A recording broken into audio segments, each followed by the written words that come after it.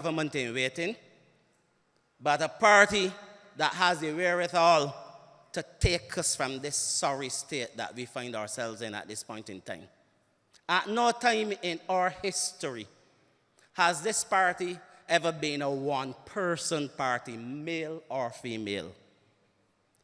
The great Tom Adams could not have done it alone.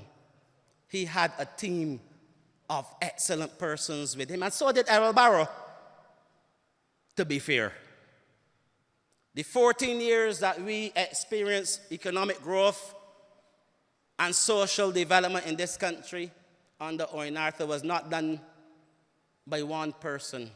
It was a collective effort, a team of individuals who had the will, the desire, the ability, the skills to do what they did and to achieve what they achieved. And so did Clive Lloyd in the 1980s and 1990s with the West Indies team. Yes, he was a great captain. But he became great because he had a very enduring and outstanding opening pair in Gordon Greenidge and Desmond Haynes. Excellent batsmen like Charlie Charan and Rowe and Richards, fast bowlers, Michael Holden, Andy Robertson Company, Malcolm Marshall. It's never an individual that really achieves what is required to be achieved by a team.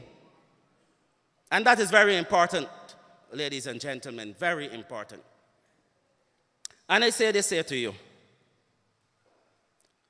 The political leader of this party, certainly heard her on Tuesday night, asking people to trust her, to have faith in her. And I am asking you, as a new MP, with a new way of thinking, some new ideas too, to trust me when I say to you that based on the last 11 months or so that I've been attending meetings of the parliamentary party, planning meetings, parliamentary meetings, and even in Parliament, I am telling you beyond a shadow of a doubt that the Barbados Labour Party stands ready and is capable and able to deliver the goods on the behalf of the people of Barbados. And I say that not in any idle way. That is reality. That is, ladies and gentlemen, that is the truth. And I say so because, unlike all the other great leaders, Mia Mottley alone cannot do it. She requires the assistance of her parliamentary team, the assistance and the support, and she has it. She requires the support of all of the extended family, including those candidates who were unsuccessful during the last election.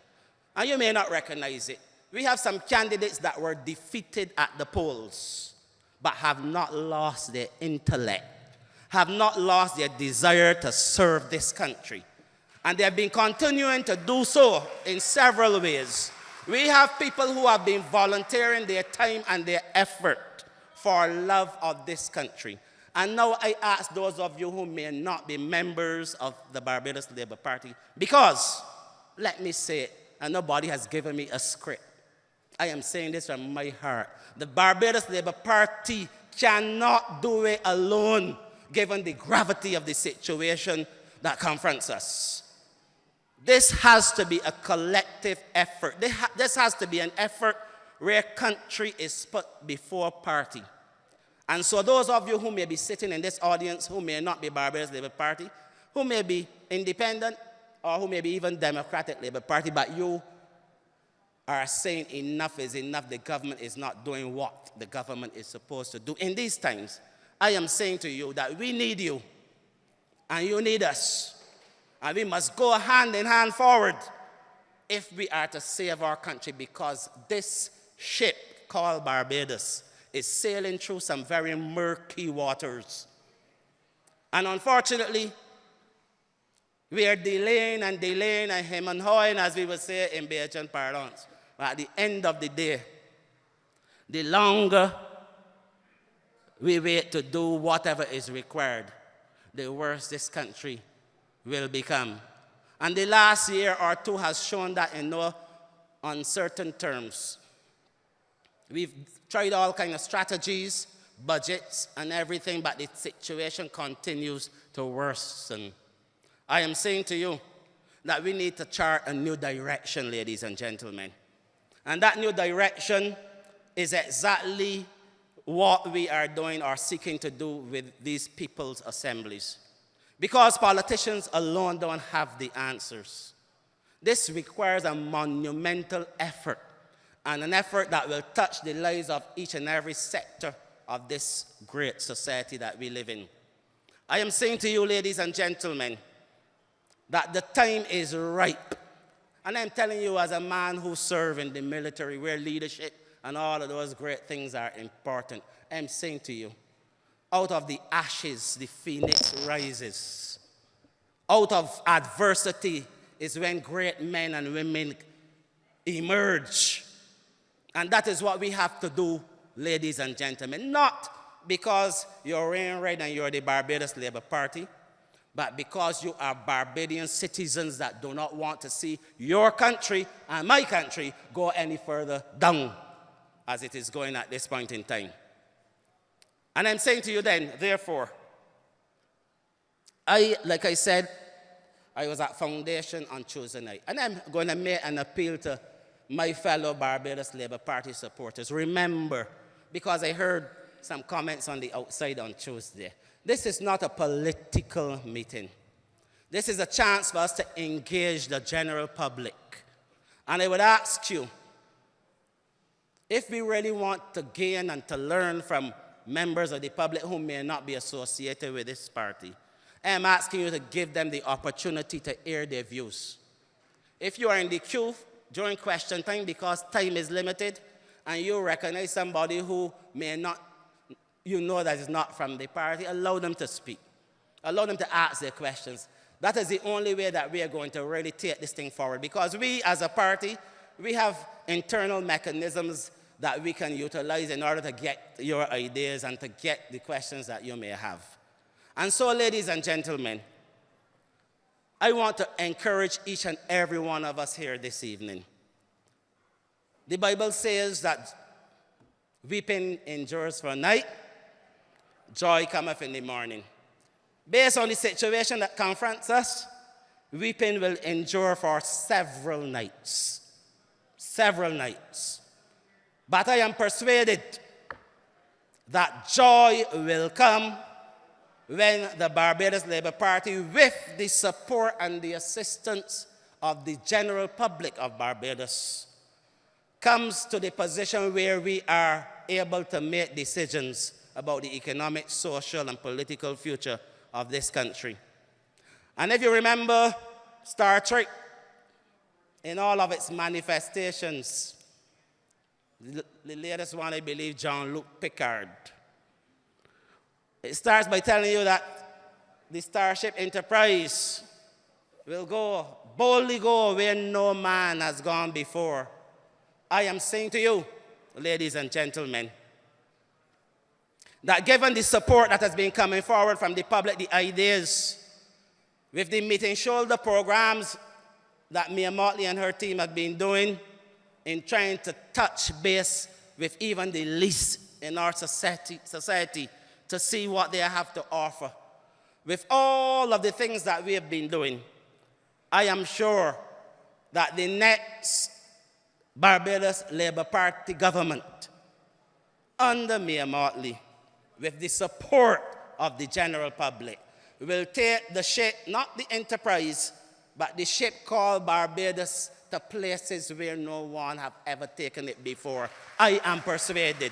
I am persuaded that we will conquer new worlds, economic worlds, different types of economic activity that we do not have at this point in time.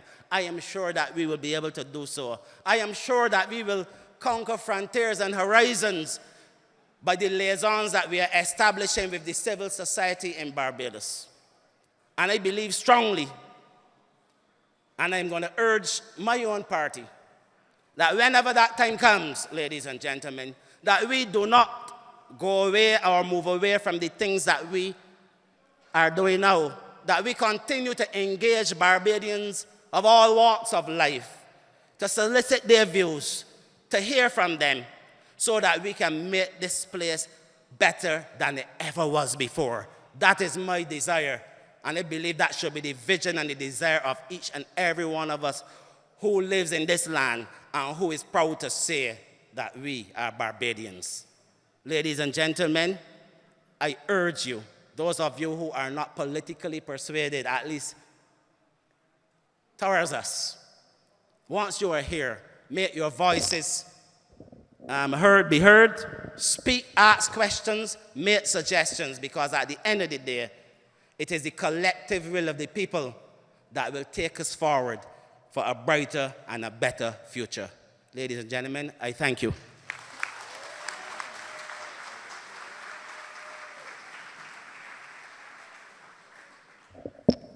Thank you very much, Colonel Bostic. You could not have asked for a more enlightened speaker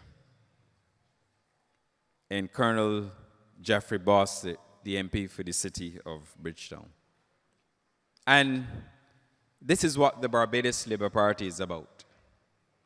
It is about bringing new personalities to the fore and giving them opportunities to speak not only with our membership base, but to speak with others who are here tonight, to express their view, to express their concerns. Because we all know that this party has been around for a long time, and this party has had to respond to great causes and great things we have done for this country, and great things we shall continue to do for this country. Our next speaker needs little introduction, but of course, the honorable member for St. Michael East is no stranger to us, and you know where his heart is, where it belongs, ladies and gentlemen. You know the passion that he brings, ladies and gentlemen, to the podium. And I say to you that he's never ran away from his people. He's always stayed there with the people. And he's always been in the vanguard, fighting for Barbadians and fighting for Barbados by extension. Ladies and gentlemen, it is our good pleasure to introduce the honorable member for St. Michael East, the Honorable Trevor Prescod. 15? Okay, 15. Thank you, Brother Ian. And I'm glad that my brother Bostic has set the pace for this contribution tonight. Let me start by saying, from out of my own creative imagination, I feel a chill in the sunlight. And I know that something is wrong, and I know that you know something is wrong. Some of us do not know exactly what it is, but I think that we have a duty to discover it and to solve it. We are at a special juncture in our history, and I believe that at moments in history, there are systematic changes in the body politics and the governance of societies here in the Western world. And I believe, unlike many Barbadians, that there's always a crop of us endowed with that human capacity and capability to confront the issues identified and to bring solutions to the fore. I believe that. I don't belong to that school that say, if you were there, You cannot do anything different. That is not the lessons of history. The dynamics of life never stand still. There are always great men and great women and great collectives that come to the fore in order to address the changes and the rumblings that occur in the body politics. And as a student of history, I know that we saw it before in the 1930s.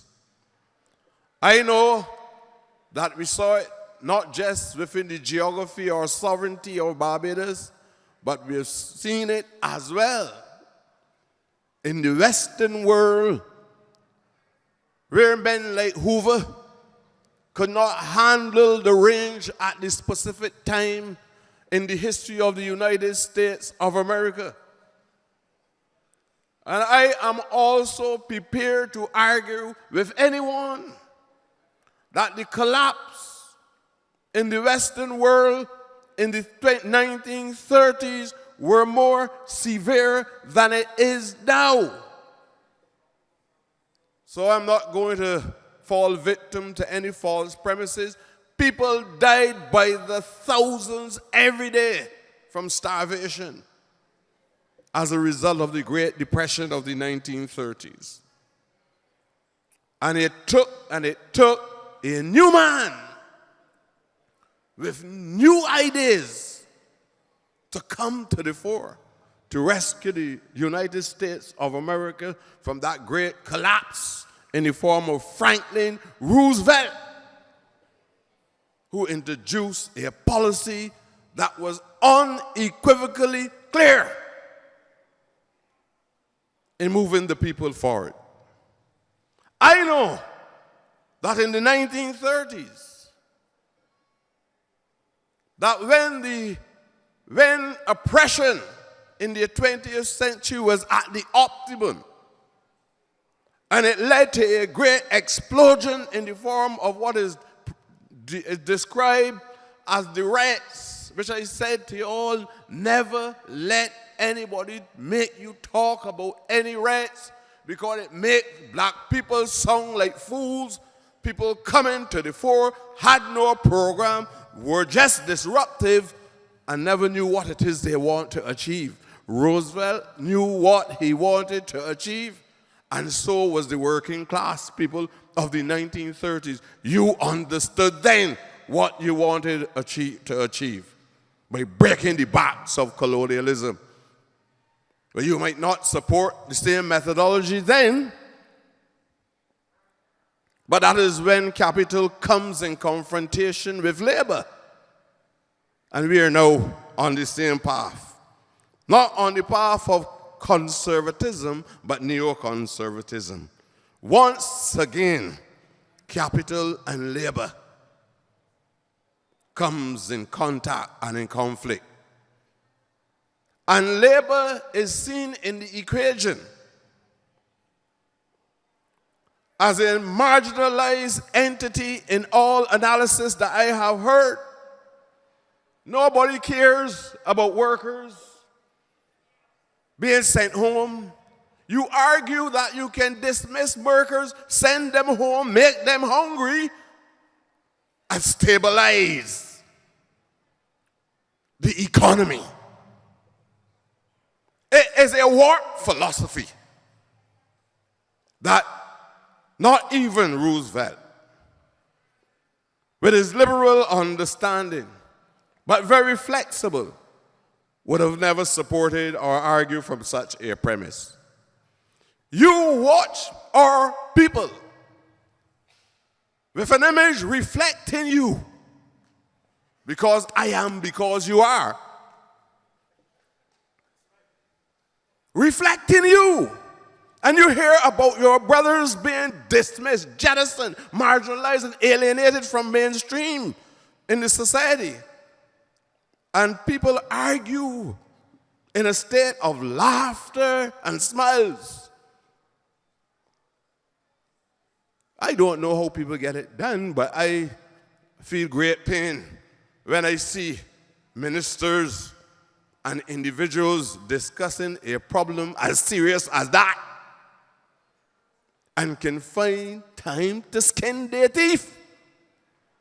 Something has to be wrong with the philosophical underpinnings, because we cannot feel happy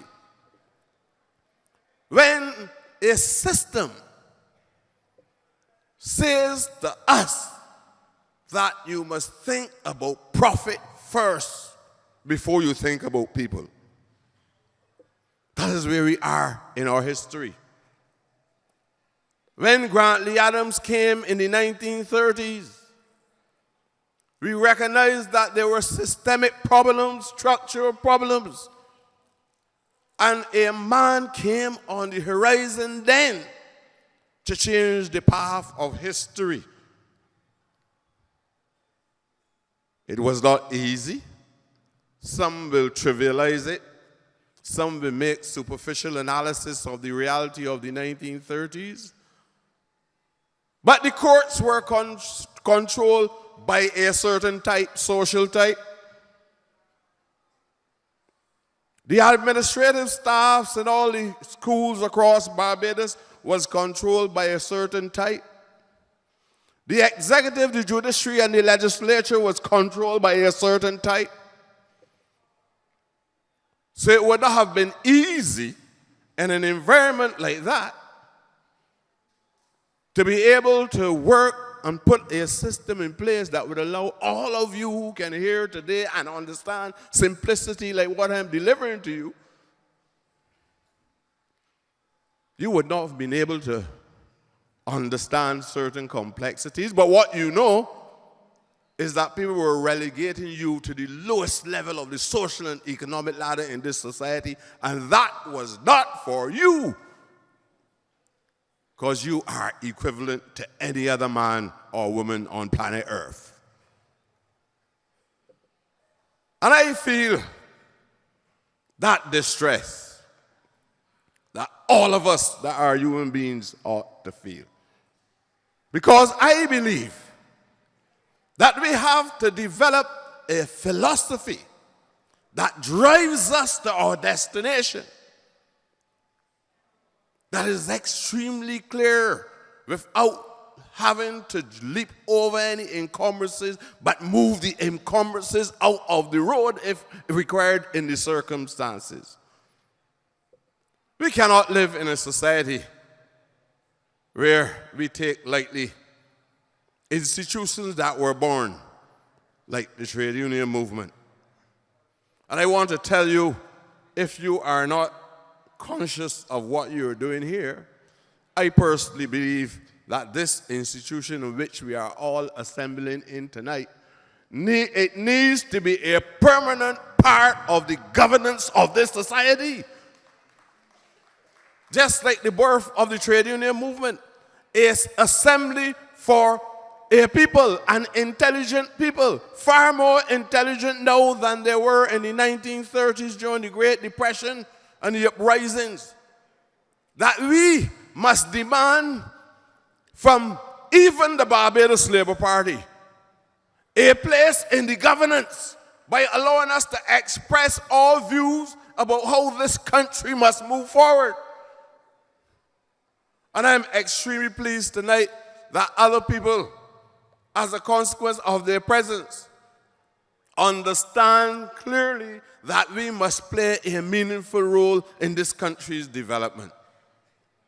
You know, we made a mistake last time. We brought not new men, but relatively new, hoping that these men in 2008 would have brought new ideas. You have had backward thoughts as a consequence of looking at the face value of individuals in this society. And now they are put to govern at probably the most complex period in this transition into something that is most progressive. They cannot respond in a positive way to the call. If we even accept that there are exogenous influences on our society, we have always had exogenous influences on the society. But you have to be able to put on the agenda these philosophical guidelines and the policies and directions that small dependent economies must respond to in these times, because I don't believe it can be so challenging for an economy no bigger than my big thumb, with probably close to the average of 250,000 people. I don't think it can be so difficult for them to be able to manage these circumstances. But you know, in the 60s, for example, we had some of the greatest leaders. And we saw a special type of leader emerging in Errol Barrow of the 60s. And I'm not only talking about political leaders, but we had people emerging in sports in the 1960s, in the age of nationalism, because we were clear on our purpose and what it is we want to achieve. When Grantley came in the 50s, after the 1930s, Grantley knew that he wanted to expand the franchise so each one of you could participate in a democratic process of selecting what kind of representative you want, not 10 and 12 people determining the future of mankind. When Barrow came in the 60s, Barrow understood the importance of nationalism and independence. Our West Indies cricket team understood clearly that we don't have arms, but we had to beat Britain at cricket. We knew what it meant to the spirit, the ethos of the people of the Caribbean. And there was no greater determination than when the English met the West Indies. We produced Wes Hall and Charlie Griffith, people like Sir Gary Sobers. We threw up the required leadership, Frank Worrell prior to that, Walcott, Weeks. We threw up men that the British could not understand, these little black boys who they had relegated to running about picking up a ball on the field before, could now come and dominate Britain, the fathers of cricket in the area of sports. It is because the leadership understand purpose and they understood destiny. You have to understand it. I don't know how far we are, but this kind of synopsis, as I write it on the psyche of individuals, sometimes a little difficult for me because of my limited understanding of what I'm talking about, to be able to do justice in a thorough way to these realities. I have to come home. But let me say this to you. We put a model on the table: primary, secondary, and tertiary education. We have to get back to that. Because when we put that model on the table, not one or two people like you were headmasters in this country. And as a result of Errol Walton Barrow and Eric Williams expanding the educational system into tertiary education, they produced all of us who had an opportunity to go to the University of the West Indies. There's nothing miraculous about finding a way of not putting the individual burden on people and allowing the state collectively to share, because education in general contributes to the development, the vertical mobility of mankind. So we have to get back to tertiary education. We must have a social partners agreement. A social partners agreement, we have to extend that. You can't have the church representing the spiritual interests all across this country and excluded from the body of the social partners in this country. The opposition must have a place on the social partnership as well. You have an institution which we boast, not me, is this Barbadian brand. An immature configuration in the form of the social partners. Diffuse the militancy of the trade union movement that was born for a cause in the 1930s. And it has on the government, the private sector, and who it is, and the union. And they seem to me, in terms of its function, lording over the body of people selected at the level of Parliament itself, that not even an opposition member or a member of the opposition does not sit in that body of interest. And we have to modify that in this system. We have to put in the system, and coming home again, we have to put in the system workers' participation in possession and ownership in this society. The small black people in this country cannot remain on the peripheries of the society itself, and that we have to embrace other people, and we cannot share in the broad wealth of this society at all. So I'm saying to you that those are fundamental changes that must change the direction of our society. And I'm not telling you that this is a short-term thing and a medium-term thing, that kind of parting of understanding how things are implemented. We have to start to implement these things concomitantly, all at the same time across the body politics of this country. There's a necessity to do things now, not short-term, medium-term, and long-term. You can't get out of this crisis by anything happening tomorrow morning. So put the mechanisms in place now to make the fundamental changes. Ladies and gentlemen, I was hoping that I would have been able to engage in conversation with you. I have done so for 15 minutes, and I hope that sometime in the future I'll be given the opportunity to come back and continue this discourse with you. But I want to thank you very much for at least being patient and hearing my perspective on where you think we should go in the future of Barbados. Thank you very much.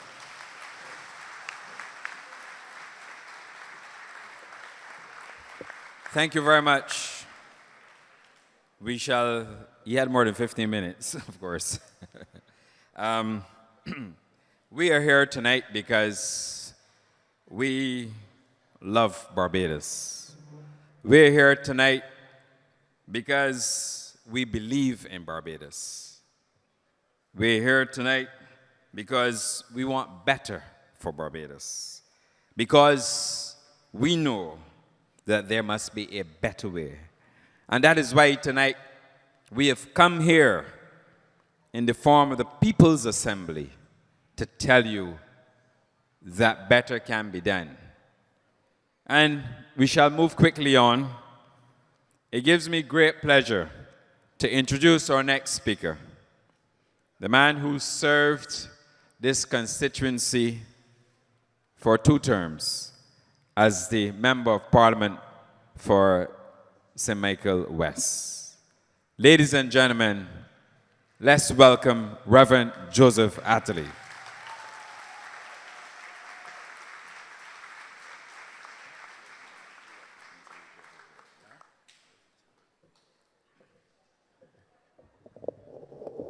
Thank you, Ian, and good night to those at the head table, and good night to all of us. I want to thank the planners of the Barbados Labour Party for giving me the opportunity to share here tonight in this meeting. It is an important part of this series of meetings of people's assemblies. I share with Trevor the view that our social partnership needs to be strengthened and that meaningful ways must be found to do so. And I think one such way of seeking to improve that mechanism would be to ensure that there's a voice that speaks in the interests of the people, as the people. Not the voice of the state, not the voice of the business sector, not the voice of organized labor, but the voice of the people as the people. I also share the view that if our social partnership is to be meaningful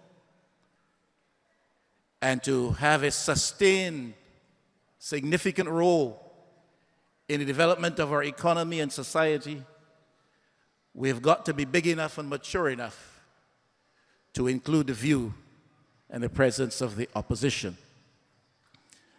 I don't share Trevor's view that the social partnership as a mechanism has been a means of diluting the vibrancy or robustness of the voice of labor. I think the problem is not in the way the social partnership is structured in that regard. I think it has to do with the personalities that have been representing the voice of labor in the social partnership. But perhaps I will get the opportunity to speak a little later on this business of the social partnership a little bit more. Our nation, I said before, and I would repeat because I strongly believe it, is a nation fast becoming bereft of spirit. The spirit of our nation is dying. The light of hope is fast being extinguished in the eyes of our young people. When you look into their eyes, you see something that is, in a very menacing way, replacing that light of hope. And it portends something, in my view, sinister for this country. I, not too long ago, sat in the barber shop and I listened to 3 young men speaking about our country. And not one of them was expressing a word of pride with respect to Barbados. Everything they said suggested that hope had fled and despair had come to take its place.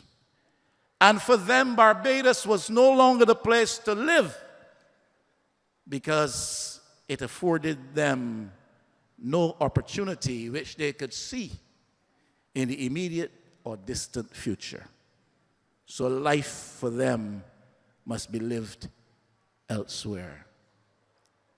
I think that speaks very loudly and in clear terms of a country that is losing its future, because it is losing the commitment and sense of pride that ought to exist in the bosom of its young people. After all, who will take this nation to the next level, if not our young people? The government of the day has made much of this mantra that the Barbados Labour Party, when in office, emphasized too much the management of the economy. Now, there's an irony in that, because with one side of the mouth, it is said that the Barbados Labour Party as a government and administration emphasized too much management of the economy, and the other side of its mouth, the Barbados Labour Party and government is responsible for the ruin of the economy. So we ruined the economy by paying too much attention to the economy. They said that they were more so engaged in the business of building a society. Tonight, you and I and they know we have come to the sorry place that the economy is in shambles by their admission, and the society is threatened with ruin. Our society tonight is imperiled because of the government of the day. Our society tonight is fast becoming impoverished. Middle class, working class, the not working class, because of the government of the day. And I'd like to cause us to reflect tonight on the peril that faces our beloved society. A country or a society is imperiled when its institutions, its key institutions, fail. The government as an institution has failed. Organized labor, the trade union movement as an institution right before our eyes right now is failing. The church in this regard has failed. And we can go on to detail the significant institutions that help a society to thrive and to develop and to get better and to realize its fullest potential. And all of these institutions are beset with the specter of failure. A government fails when it is unable to meet its current expenditure in a chronic manner. What we have with this government is 6 years of chronic failure with respect to managing current expenditure in Barbados. Never before in the history of this country. Mia Mottley put it right when she said Barbadians are not broke. It is our government which is broke. By their own admission, they can't pay their bills. It means they cannot pay our bills. That only not has implications for the economy, it has implications for the society. So a society will fail when its government is unable, as this one is, to meet its current expenditure month to month. A society is failing when its government, especially in a political developmental context such as ours here in Barbados, is unable to mount any meaningful capital program. These guys came in with great flurry and fanfare. The whole of Barbados went down to Kensington and heard grand pronouncements of all kinds of plans, some to start immediately, some to be realized over time, went into office the next day and started to dismantle the capital program of the previous administration, not recognizing that if you do that, you are going to interfere with the flow of money in the economy, and that it has implications for employment or unemployment. Tonight, no meaningful capital program is mounted by this government. And they have borrowed more in that 6 years than we borrowed in the entire 14 years. And that which we borrowed was put to productive purpose and put to producing the kind of capital program that built Barbados infrastructurally and employed our people.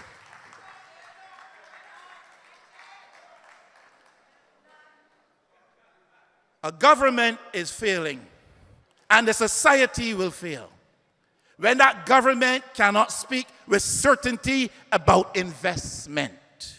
We are not great producers. We are not resourced to that extent as that we could be the kind of producers that we aspire to be perhaps at this stage. And so we rely on investment. This government has not been able in 6 years to speak to us with any certainty and sometimes honesty with reference to investment. That is why we dug a hole at Pickering, and nothing has come forth since. That is why we have had multiple pronouncements as to the resumption of the project at Four Seasons, and nothing has happened. Because they cannot speak with certainty. A society is failing when its government is failing with respect to creating confidence in the economy so that such people might want to invest. By their own admission, nobody has confidence in the Barbadian economy, not even them.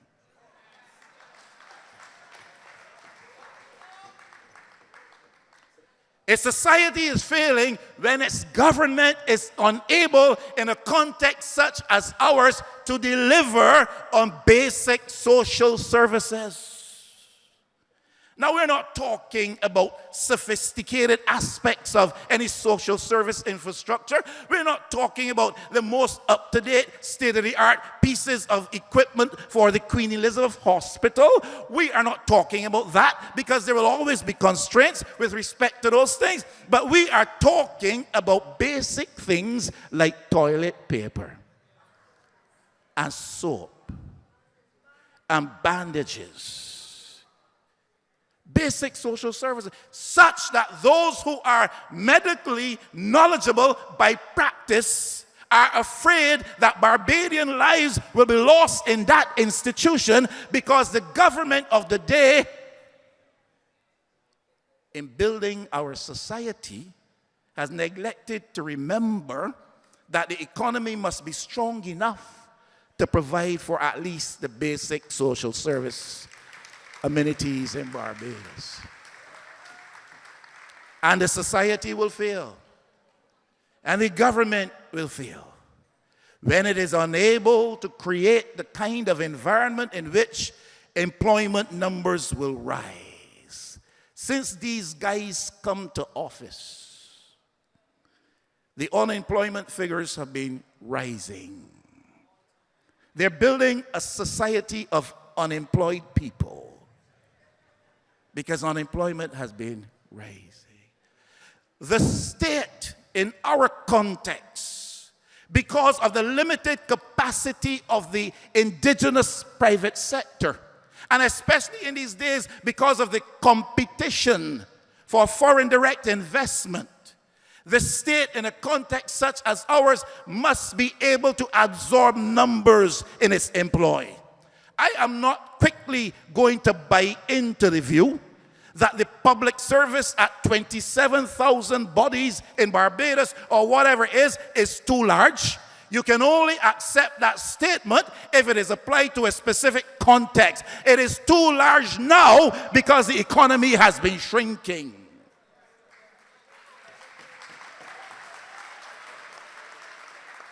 It is too large now because they have not been looking to provide proper jobs for people. It is too large now because in the face of a shrinking government revenue position, they chose, as a lead-up to an election, to beat me in St. Michael West, to employ all kinds of people whom now they have fired.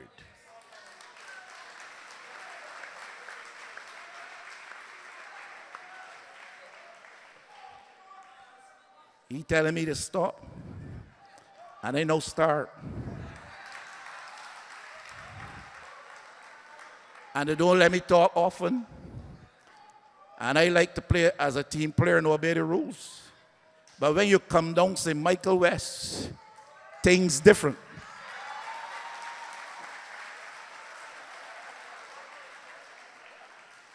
And I will guarantee you all, I will quit in sufficient time for Harold to get to speak.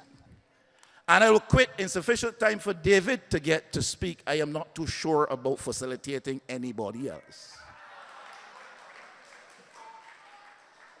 Now, don't go and say I said that. Now, where were we?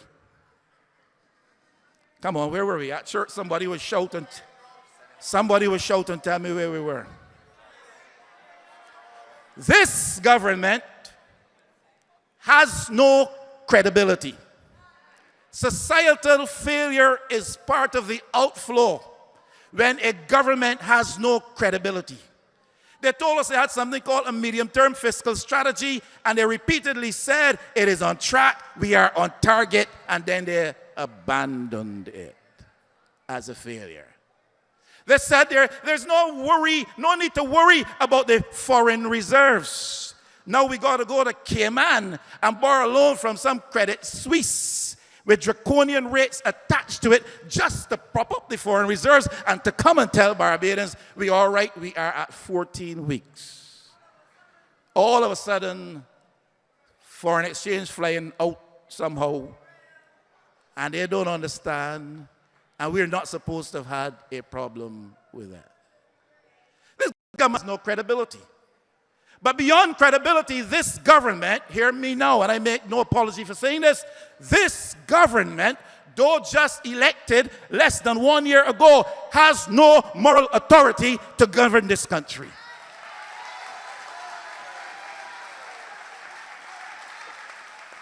They may have constitutional authority. They may have constitutional authority. They won an election in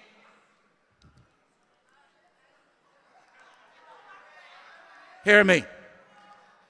They won an election in 15 of the constituencies that now they represent in Parliament. Come and talk to me quietly about the 16th. I'll give you the story. So constitutionally, they're all right, Harold, but they have no moral authority. You know why they have no moral authority? Because the crux of their political campaign in the last general election was this: elect us and save your jobs. Elect them, 10,000 people going to get sent home. Elect us because if you elect them, they're going to privatize everywhere and people are going to lose their jobs at Transport Board, at NHC, all across the place. What are they saying now? Less than 1 year after the election. And they've been saying it for months. So they have no moral authority. The church, I got to finish quickly. The church as an institution must face a charge. I don't like to talk in public in negative fashion about the church. And I don't come easily to this because people have a sufficiently negative view of the church already. And I want you to make heaven. So I don't want to interfere with any of that. But listen, the church in Barbados, in the face of the great betrayal by the Democratic Labour Party as a party in the last election, has kept silent.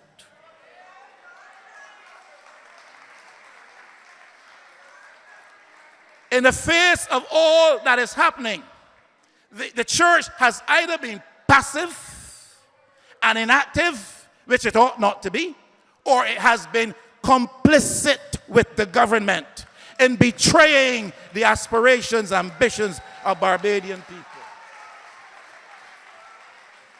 And you know, they will tell you, as a church person, you should not be involved in politics. There are in the leadership of the church multiple persons who are bigger politicians than I am, and they don't ever get on a political platform. And they're very partisan in their view and exert that partisan influence over their congregations. In the face of the great betrayal by this party, not a word said. And the church has a social justice pursuit mandate. The church has a social justice calling. This is how Jesus saw himself. We can't preach tonight. Let's get from there. Prime Minister Erskine Sandiford said, I stop it now, Ian. You can take the time off my next speech. Prime Minister Erskine Sandiford said, when they can like it, and we never forgave him. Lammy Craig said, let him starve. And, or he said to have said that, and we never let him forget that. How is it, pray tell me, that in 2013, anybody can get up and say that the state needs to crack some heads or shoot some people in this country, and nobody does anything about that? And no apology has been forthcoming. And the church has sat silent in the face of that. And the official opposition let them get away with that. Not even an apology.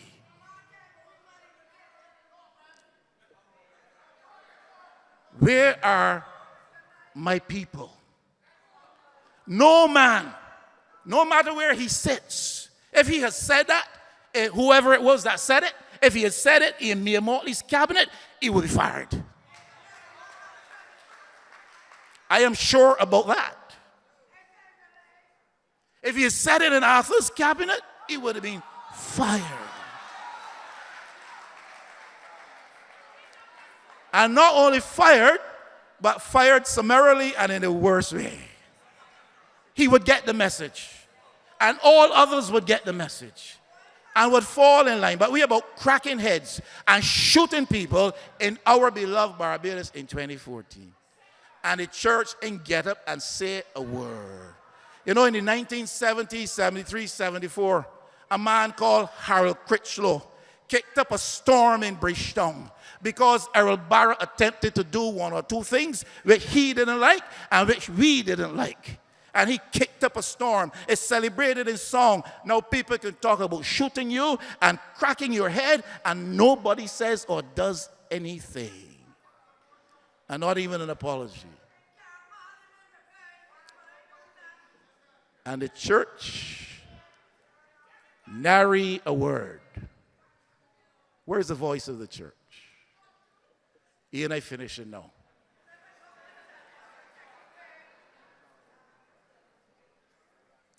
I only see two other speakers, so I presume we have time. Society will fail when organized labor unions resile from their responsibility. Part of the reasons why trade unions came about in the first place, and it's perhaps not, it wasn't seen in terms of being a positive reason, but it has served a useful purpose. The trade unions as organizations were intended to structure and harness the protest energy of labor. In other words, when people felt that they were being unjustly treated and they wanted to rise up and do something about it, if you had a trade union movement through which that protest energy could be channeled, it kept a certain bit of social tranquility or societal calm. So the unions have that role to play. Hear me now. You can call me alarmist if you want. But unless the present posture of organized labor in this country changes and workers begin confidently again to believe that those unions are working on their behalf, we will have an explosion in this country. If organized labor leadership cannot control the protest energy, we will have an explosion in this country. And maybe the government knows that and fears that, because I'm hearing rumors recently of certain things coming through the port in abundance. But I don't gossip.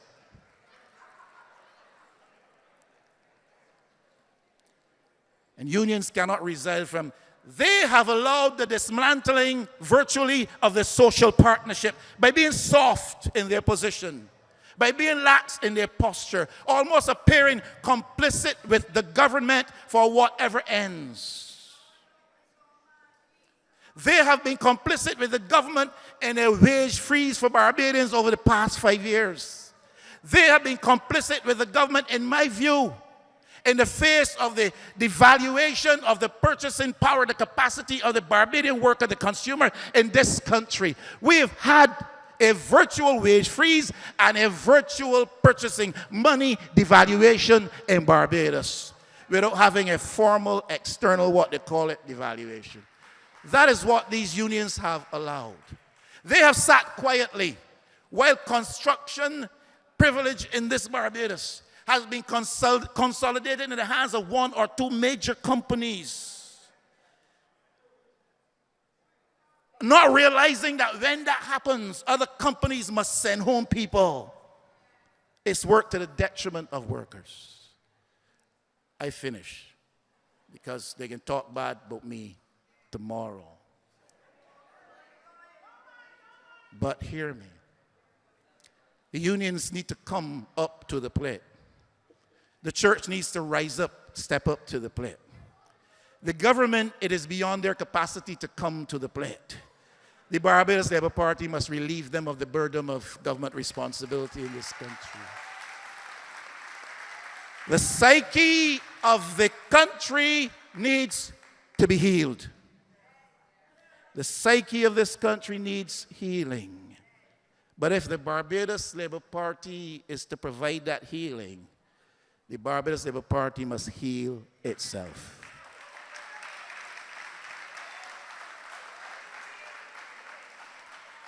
And I'm not going to go down that road tonight with specifics because I have done that before.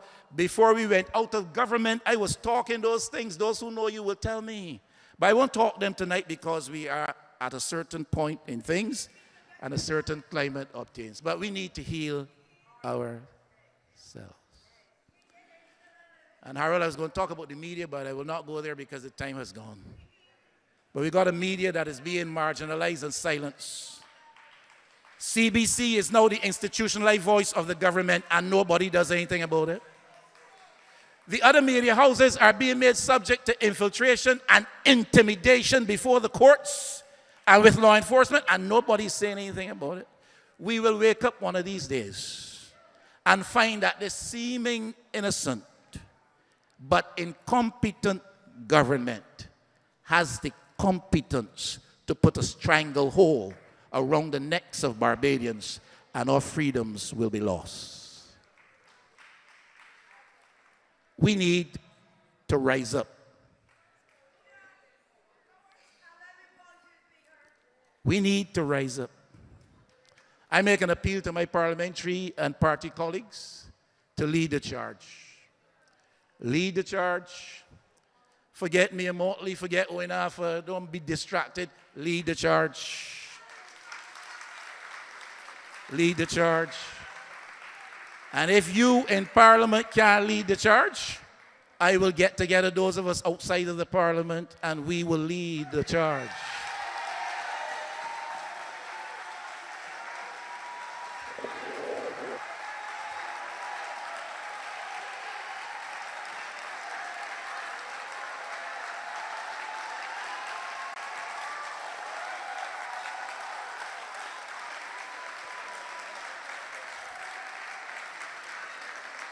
Thank you very much, Reverend Atherley. From the soul, as can only be delivered by a Reverend himself. Moving quickly along, it gives me great pleasure to introduce to you our next speaker, an attorney at law, champion of people's rights. Ladies and gentlemen, I introduce to you David Commisiong.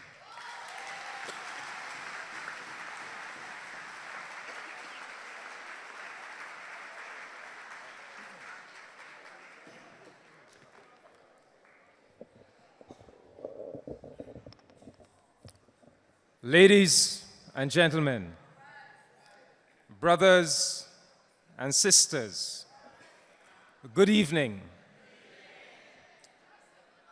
The theme of my talk, my little talk tonight, is don't throw out the baby with the bath water. Don't throw out the baby with the bath water. And I can assure you that I don't consider Chris Sinclair to be the baby, nor for that matter, Prime Minister Stewart. But before I get into the meat of the matter, I would like to thank Ms. Mia Mottley for extending this invitation to me to speak at this People's Assembly tonight. It shows that Ms. Mottley is a believer in the politics of inclusion.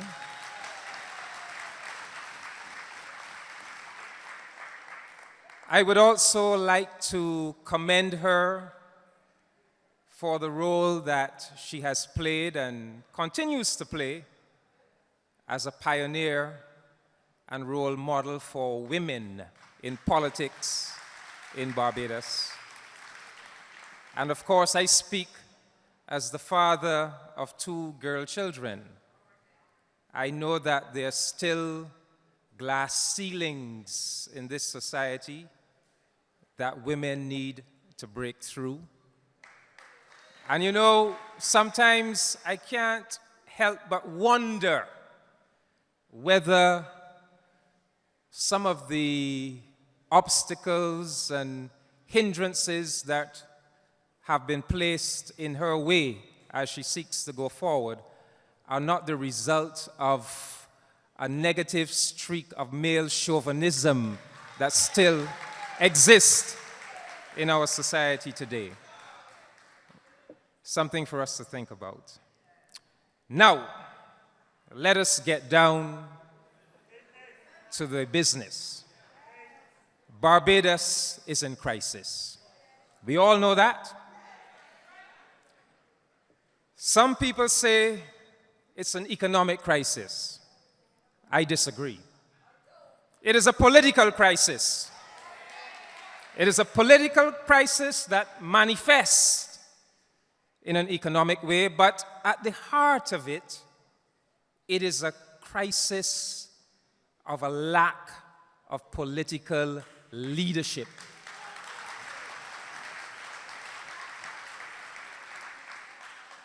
Let us go back to the 2008 elections.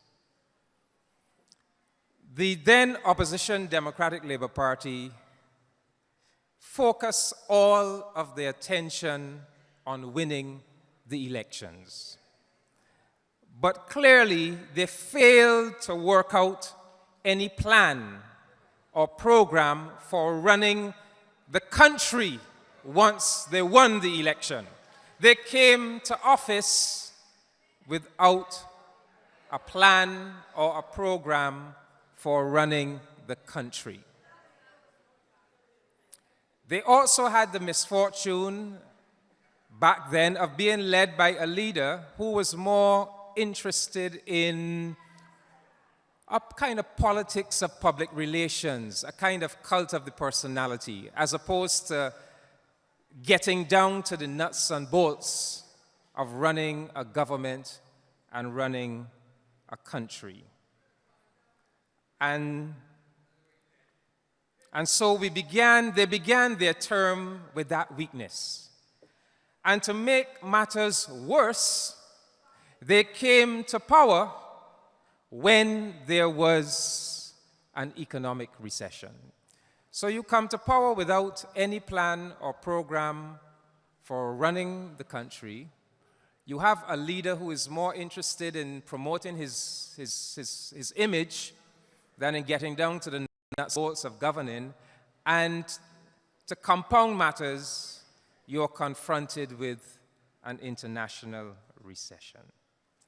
Now, what every competent economist has known, at least since the 1930s, and Trevor Prescod touched upon it, since the Great Depression of the 1930s, since the work of the British economists John Maynard Keynes, and the political administration of Franklin Delano Roosevelt and the New Deal in the United States, what every competent economist knows is that in order to tackle a recession, the institution known as government must lead. Right?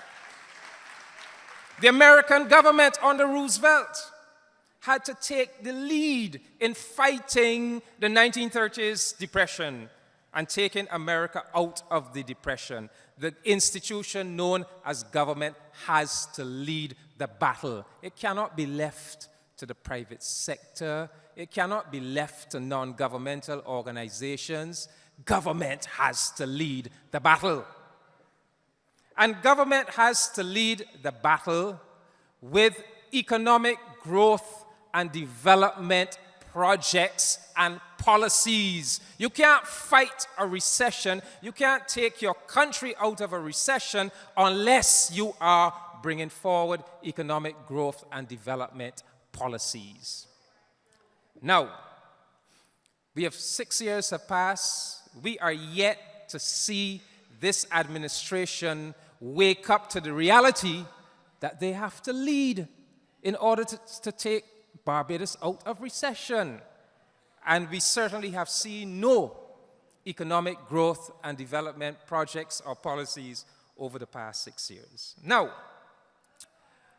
a government cannot lead in the battle against a recession if its finances are in disarray. So follow me. Government has to lead, but a government will not be able to lead if its finances are in disarray and the government is in a state of constant confusion and instability. Is that clear? Right. Now, 4 or 5 years ago, it became clear in Barbados that there was a hole, a $500 million hole had opened up in government's budget. You all remember that? 5 years ago. And that hole manifested itself in the government having to go virtually every month to borrow money from the National Insurance Scheme in order to pay the salaries of civil servants. In other words, government's finances were in disarray. This became clear not yesterday. This became clear some 4 or 5 years ago.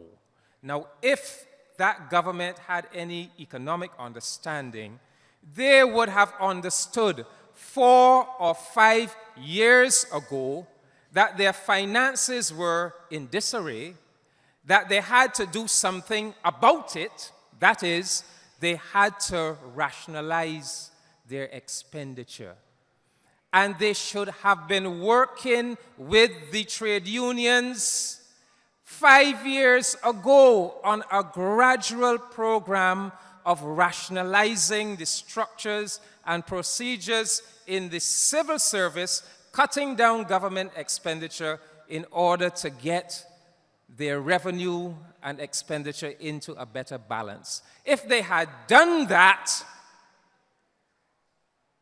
Barbados would not be in the situation it is in today, where you are talking about firing 3,500 workers and getting rid of an additional 2,000 jobs. There's 5,500 jobs they're talking about getting rid of, in addition to the near 400 that were dismissed from the drainage unit. So you're talking about close to 6,000 jobs. Let's remember, it's 3,000 initially, another 500 by the end of March, and then another 2,000 jobs where, when people leave, will not be replaced. So you're talking about getting rid of close to 6,000 jobs. The point is, if that government had been doing the right thing 4 or 5 years ago, we would never be at this stage today. And I want to share with you, honestly, I believe, and I've been saying so, I believe that the record of this administration over the past 6 years has been abysmal. I'm not saying it just because this is largely a Barbados Labour Party audience. I've been writing it in my column in the Barbados Today newspaper, in press releases. I'll read just an extract from a release that came out in December called "What is the Mirror Image of the Democratic Labour Party?" And this is what I said. The tragic truth is that when I look at the DLP administration of the past 6 years, what I see is an administration that, one, presided over 6 years of inertia and inaction in relation to the economy of Barbados, failing to stimulate the economy, failing to make timely and necessary reforms, failing to institute new economic ventures, failing to grow the economy. Two, an administration that undermined the self-confidence and initiative of the people of Barbados by their prolonged and continuing failure to communicate to the people any semblance of a national mission or any national sense of purpose. Three, an administration that perverted the critical redistributive role of government by directing the vast majority of sizable government contracts to a couple big companies that are benefactors of the DLP. Four, an administration that launched a treacherous assault on the most precious principles of our Errol Barrow constructed, and I have to say that Mr. Barrow built on a foundation laid by Grantley Adams, our Errol Barrow constructive Barbadian system of social democracy, namely the principles of free education and free and accessible public health care. Fifth, an administration that intensified and exacerbated the precarious state of our economy by engaging in irresponsible and extravagant government spending and hiring of employees as a narrow partisan ploy to win the 2013 general elections. An administration that systematically failed to listen to and engage with well-meaning and patriotic Barbadians who spent years trying to warn the DLP government about the dangers that they were courting and the need for early and sensible interventions and policies. And finally, an administration that spent 6 long years and counting feeding the Barbadian people the negative and dispiriting tripe that Barbados and the Barbados government could do nothing to counteract the effects of the international recession, while throughout the world, countless other small developing countries were putting innovative measures in place and forging ahead with their economic growth and development.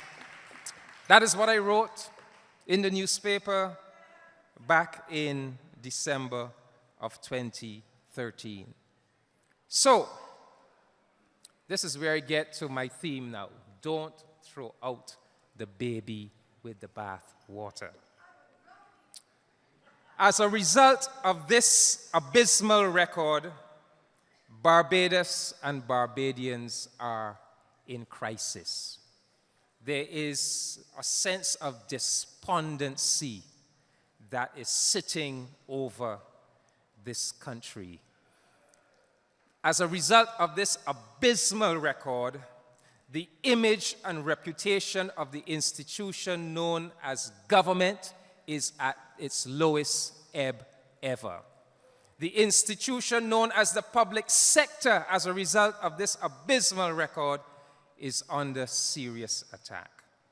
And I want to signal to you here tonight, it is my considered opinion that there are forces, elitist forces in this country that are gearing up to make use of this crisis to inflict, to take this country down the road of a right-wing, capitalist, devil take the hindmost type of society and politics, a type of politics that is out of tune with our system, our Barbadian system of social democracy. This Barbadian system of social democracy that was built beginning with men like Dr. Charles Duncan O'Neill and his Democratic League, Grantley Adams and his Barbados Labour Party, Winter Crawford and his Congress Party, Errol Barrow and his Democratic Labour Party. We have a consensus among us, a kind of social democratic consensus about the kind of society that we are. And it has worked well for us. It has given us a sense of stability, a sense of unity, and it has helped us to advance economically in the world. But I'm saying to you that I sense that there are forces there preparing themselves to opportunistically make use of this crisis situation to take our country down the wrong path, to encourage us to throw out the baby with the bath water. And this is a message I want to leave here with you tonight. Our social democracy says Barbados will be a mixed economy. It says the Barbadian people will enjoy certain fundamental social rights. For example, the right to free education, the right to free health care. Our social democracy says that we will strive for a basic level of social welfare for all of our people, as opposed to a highly unequal society with some all up there and some all down there. Our system of social democracy says that the government is important, that the state is important because it has to play a role, a pioneering role. It has to play a galvanizing, pace-setting role for the private sector. And think about it. How did Barbados develop? You know, Mr. Adams started in the 1950s with the industrial development, putting the Industrial Development Corporation in place and the measures to encourage the growth of manufacturing industry. Mr. Barrow came in the early 60s and moved manufacturing forward. In other words, the government led the way. The government led the way in tourism with the Hilton Hotel. Mr. Tom Adams came in the 70s and the government led the way in the financial sector with the Barbados National Bank and the Insurance Corporation of Barbados. The government led the way in building onto the Barbadian economy the new offshore business sector. In other words, we understand that the government, the state, has to play a pioneering, pace-setting role for the private sector. That is how we have made progress in Barbados. But I'm saying to you that I'm hearing voices. I hear voices like Donville Innes, for example, in the Democratic Labour Party. I hear voices emanating from the Barbados Private Sector Agency arguing that we must do away with free university education.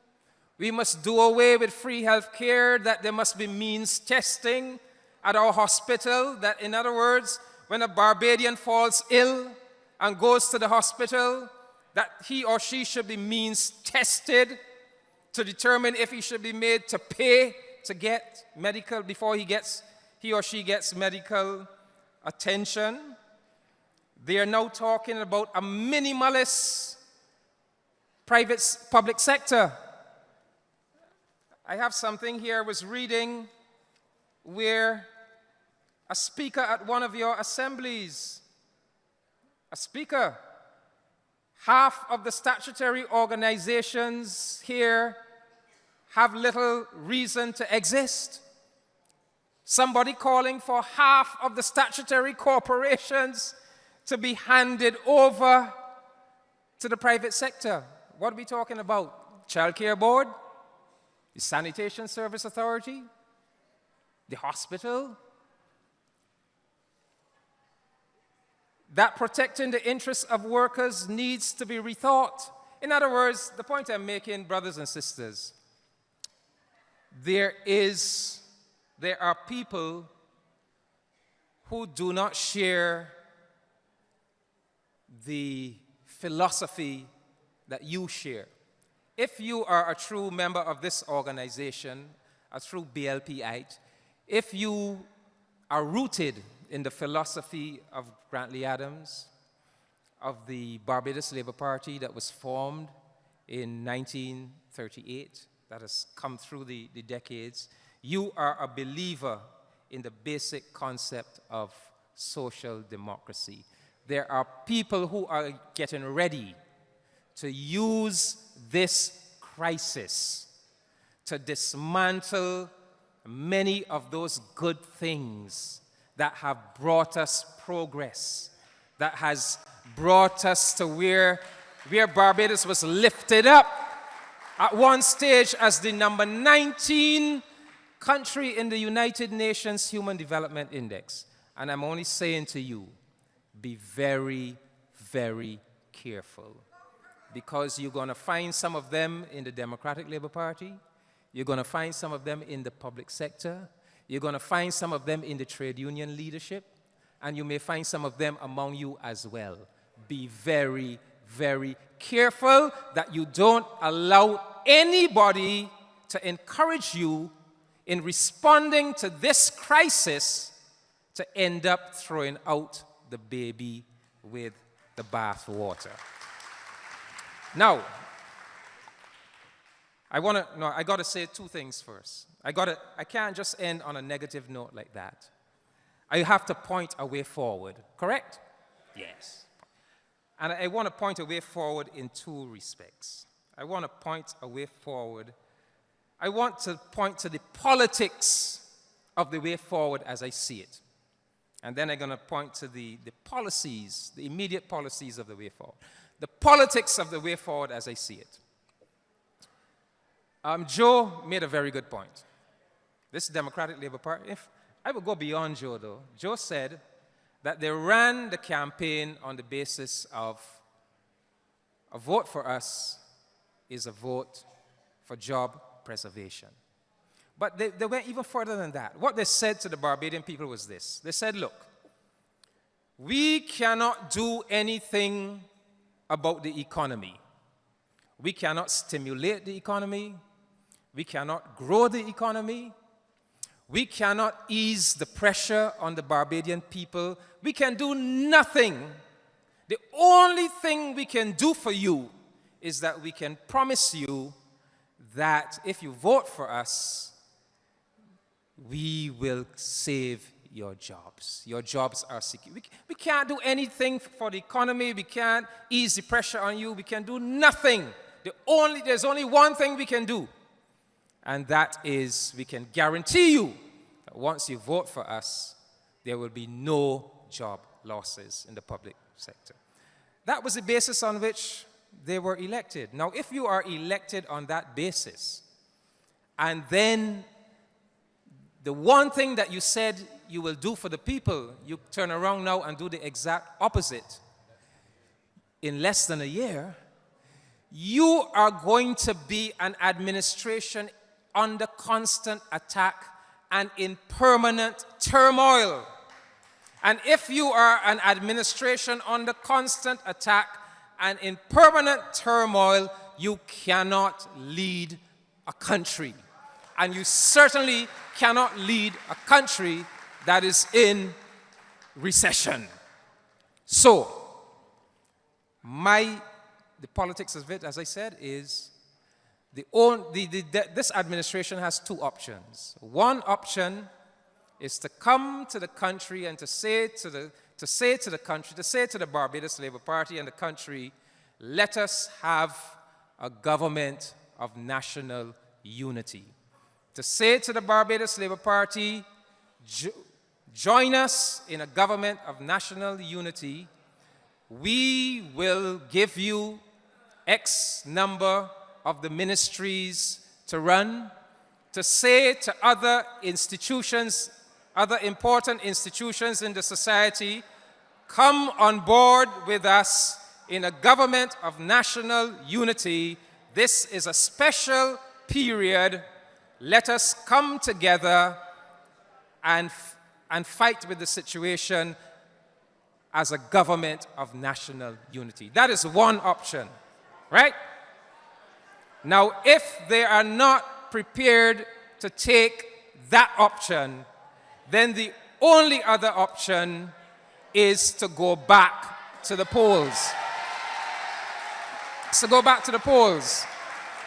Because it's like in 1993, when Mr. Sandiford's government found itself in constant turmoil and confusion, it took a new administration with a new mandate to take the country forward.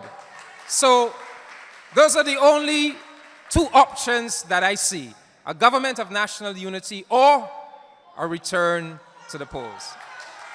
Now, the way forward, as I see it, in terms of the policies to take us forward, all right? And I'm looking now at immediate policies. I'm not looking at the more long-term developmental policies, immediate policies. I have been saying for some time now that Barbados needs something to get it moving in the right direction again, even if ever so slightly. No, some policy. And if I were asked to make a recommendation, I would say to the government of Barbados, look, there is something called the Petro-Carib Energy Cooperation Agreement. Every other CARICOM country has signed on to it except Barbados and Trinidad and Tobago. The Petro-Carib is not only about purchasing petroleum, it is about cutting down your foreign exchange expenditure. It is about being able to use barter arrangements. Right now, Guyana is exchanging Guyanese-produced rice for petroleum. It is about whatever you pay for your petroleum bill goes into a fund that you can then borrow back in foreign exchange. So instead of a government having to run to the international bankers in Europe and North America, you could borrow back your own money in foreign exchange at interest rates of 4% per annum. It is about an agricultural development program that is attached to it, where you're looking at food self-sufficiency. The point I'm making is the IMF says that every single CARICOM country is expected to grow this year with the exception of Barbados. Why is that so? Well, you know, St. Vincent has 21 Petro-Carib projects. Dominica has 26 Petro-Carib projects. The point I'm making is this is a project that could start Barbados at least moving forward once again. All right? Secondly, a sensible government should seek to identify all of the national assets that we possess in Barbados that are capable of earning foreign exchange and working with the private sector, owners of those assets in a very close partnership. So we're talking about our hotels, our rum industry, our sugar. The Cave Hill campus can earn foreign exchange. Work with Sir Hilary. Our solar technology, our artists, our professionals. Thirdly, we need to take some of the pressure off the people of Barbados. My recommendation is that we expand this social partnership into a comprehensive incomes and prices program. This social partnership has only been used against the mass of workers. It has been used to ensure that there are virtually, very little salary increases. This is not right. The social partnership needs to bring on board the banks, the public utility companies, the insurance companies, the medical association, the professional association, the supermarkets. In other words, expand it and bring it together in this special period to say to everybody, we have to find ways to ease the Barbadian people. So you banks, take off some of those user charges. You insurance companies, bring down some of those insurance rates. You doctors, understand this is a special period. If you used to charge $150 for a visit, bring it down to $100. You doctors, you lawyers, if you used to charge, bring it down. This is a special period. Bring everybody on board. Supermarkets, you can't only ask the workers to hold strain. If the workers are holding strain, then you have to meet them halfway. Let everybody give something.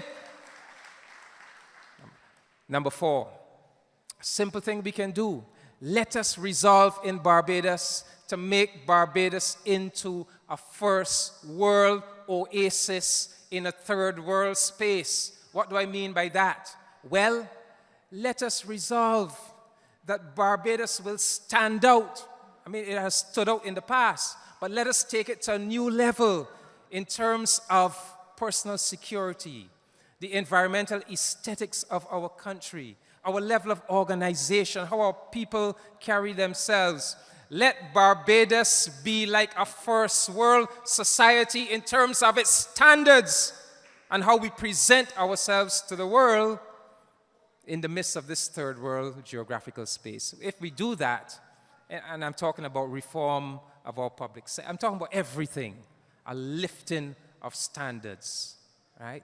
If we do that, we make ourselves a prime destination for investment. We make ourselves a prime destination for anybody coming to this region.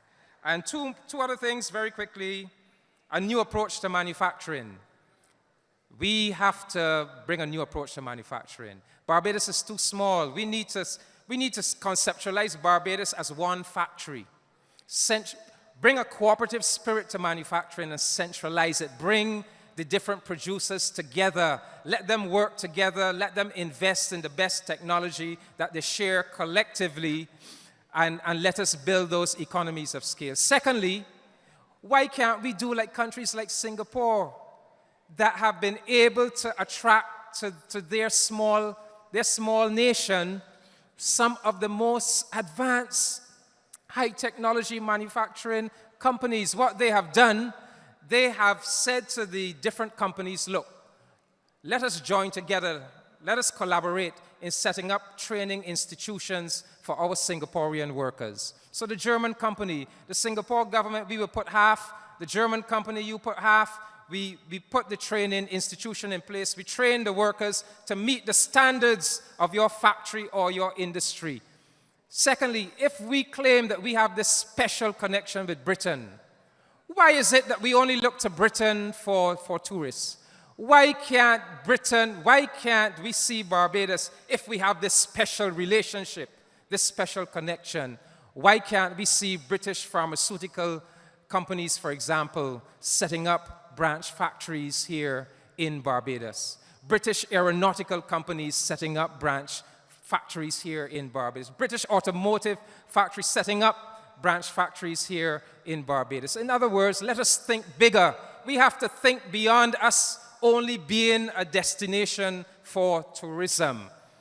A people sector of the economy. A people sector of the economy. For too long, economic activity in Barbados has been monopolized by a small segment of our people. Why can't we have a people sector of our economy based on our credit unions, our trade unions, our churches, our young people, our small businesses, our professionals? Again, look at Singapore. The trade unions in Singapore run supermarkets, hotels, telecommunication companies. We can do something similar in Barbados. We can have a people's sector of the economy. Of course, it calls for the right kind of thinking by the political administration and the right kind of partnership.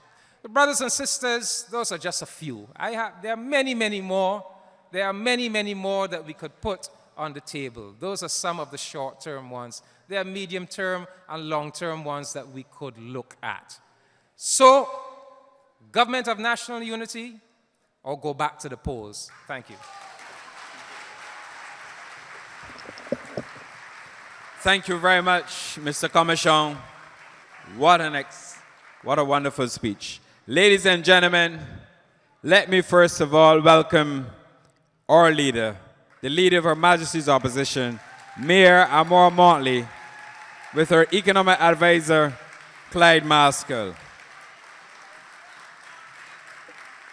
If I say one day coming soon, very soon, you will see her addressing you as your Prime Minister.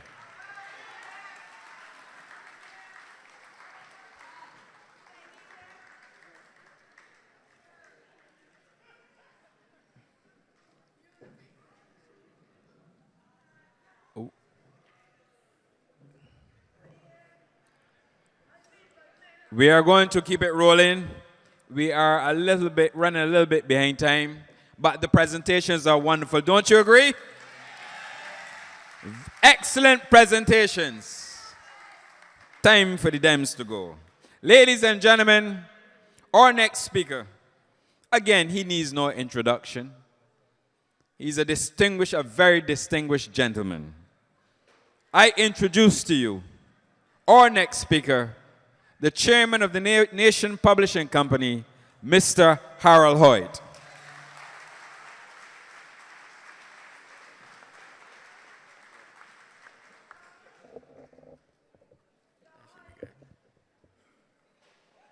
Behave yourself, Peggy.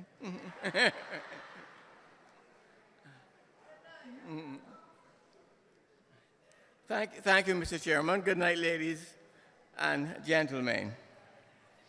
Just as I was getting accustomed to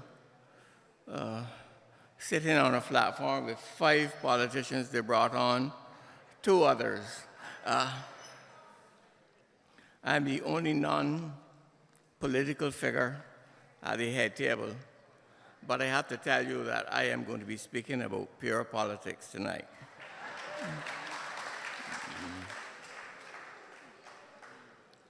You will not always be clapping at everything that I have to say, so I want to deal with some of the political realities. I want to speak to the present leadership crisis that we have in Barbados and the political crisis that David referred to, and the need for us to find, as a people, a way out of this mire. So the thoughts I want to share with you relate specifically to political and not economic conditions in Barbados tonight. In order for us to come to grips with the unrecognizable reality of Barbados today, we must first acknowledge that in addition to known missteps along the way by those who made decisions about the nature and level of our taxation, the runaway expansion of the civil service numbers, government's galloping expenditure, and so on, our politics has been and continues to be a major contributor to our dilemma. Both political parties are culpable. The Barbados Labour Party for its lack of courage during 14 plenteous, happy-go-lucky years in government to critically examine the sustainability of our economic course. The Democratic Labour Party for 6 years of inertia and fumbling. The Barbados Labour Party for the public nature of its protracted infighting, and the Democratic Labour Party for its withdrawal from serious public discourse. The failure of the political directorate to restructure the Barbados economy given global trends, and this has been highlighted by Clyde Mascoll when he was on the other side. It's a recurring theme of what he has been telling us. And in order to confront the need to reduce rather than increase the size of the civil service, at least 10 years ago, has placed us on a tenuous path that has turned into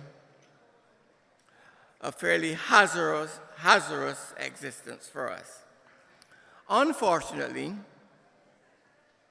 there were political considerations that became preeminent for the Barbados Labour Party government, with the Cricket World Cup on the horizon and an election to win thereafter.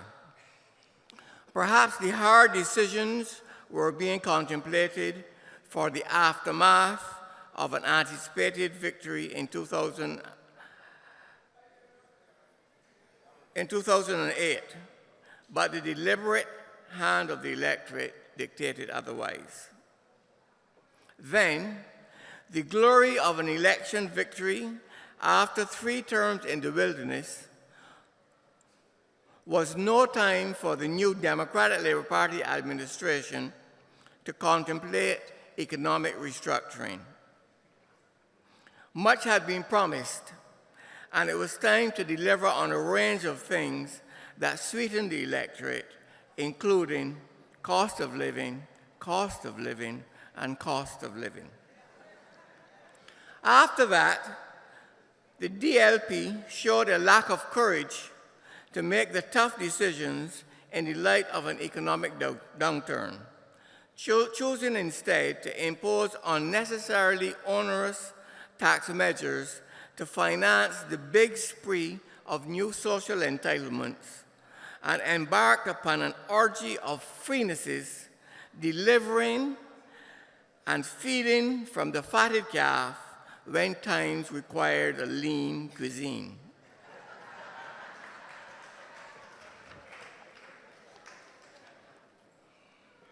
This had a crippling impact on our economy and required prompt and decisive corrective measures to deal with both debt and deficit. But everyone seemed to enjoy the syrup, even though the country was drowning in it. Those who avoided the political decisions that could have protected our economy from some of the shocks it had to withstand showed a definite lack of vision and a lack of will, an absence of honesty and courage. Timeliness and urgency were abandoned. Listening and talking had become unnecessary. So what's today's reality? Barbados has been inflicted by an ineffective and inefficient political administration that's led us into this crisis. Political management has been anything but firm and forthright. In fact, as we have seen, decision-making has been inconsistent and incoherent. Vision has been cloudy and confusing. Leaders have refused to be frank. Communication has been elusive and evasive. That is why we are in the dilemma we are in. Our politicians fail to come to grips with the ugly art of the possible, choosing rather the pretty picture of posturing to the applause of their blinkered faithful. Let's be real. With respect to the public service, both parties contributed to the bloating, and neither party had the stomach to take unpopular but appropriate decisions. With no tradition of consensual bipartisan government in our adversarial system of politics, no serious reform is possible without the suicidal risk of electoral fallout. And that's why we are where we are today. There is an absence of appropriate leadership from the front. There is a sense of misplaced priorities. And when confronting grim realities with their backs to the wall, the leadership of this government have tried to bob and weave their way out of an impending and inevitable left hook to the jaw. That is why our country is reeling today. And that's why we are down for a monetary count, a 3,000 count, and a possible knockout. When our Minister of Finance has not been, while our Minister of Finance has not been impressive with his numbers and his attempts to rationalize our problems, I put the blame fully on the shoulders of the political leader who sought and obtained a mandate to run a new government from 2013 on the basis that we had a sound economy. He insisted that our problems were entirely the fault of the international recession. We were no worse off than Greece, Spain, and Portugal. We were on a growth path. We had a medium-term fiscal policy that was working. The concept of privatization and job layoffs were labeled a twin conspiracy by those whom he classified as power-hungry, who sought for their own ends to destroy all that Barbadians owned and enjoyed. He put the population in fear and eked out an election victory. So now we have a crisis of leadership. Having won an endorsement of sorts, Stewart has failed to give leadership and has recoiled from the boast of the bright future he promised. Instead, he chooses to go to the airport to give a pep talk to the staff of the Customs Department in the aftermath of the Sinead Murray ruling, rather than doing the appropriate thing and summoning the heads of the department to his office for direction.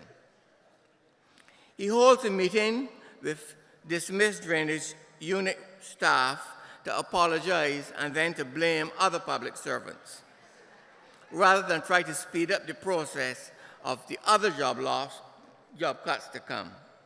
He wines and dines long-stay visitors at Ilara Court rather than entertain a meeting with the short-term IMF team at Bay Street.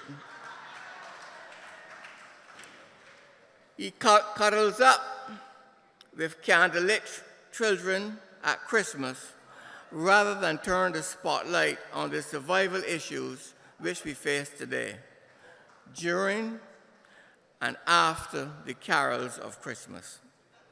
Where is our leaders' interaction with the real people of Barbados? Where is it?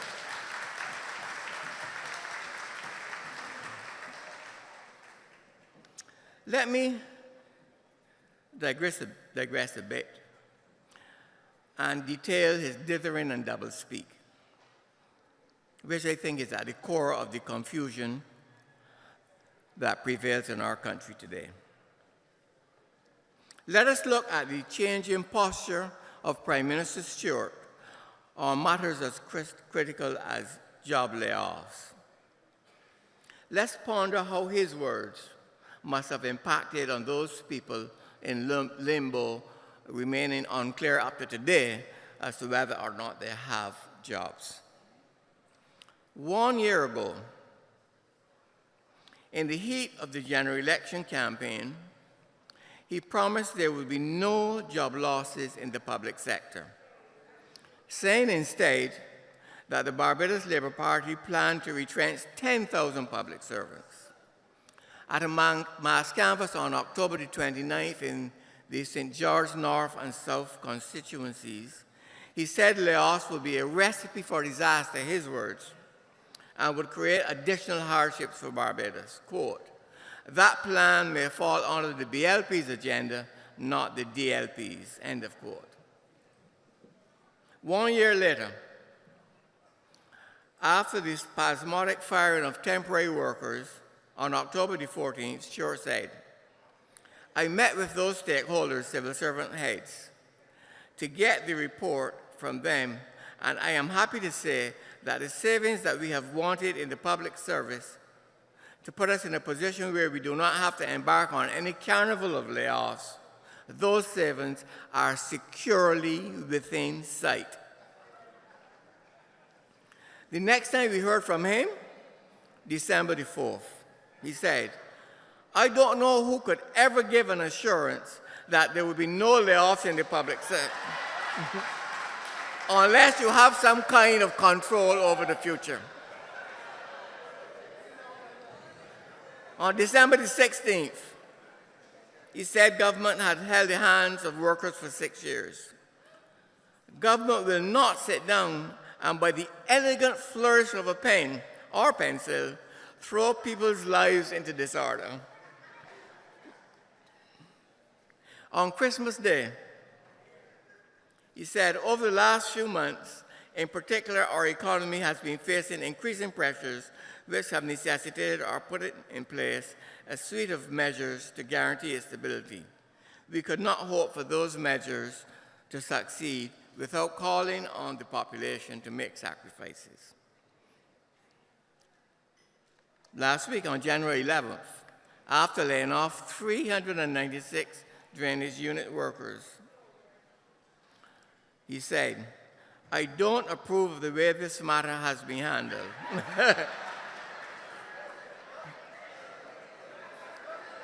His government's layoffs, he doesn't approve.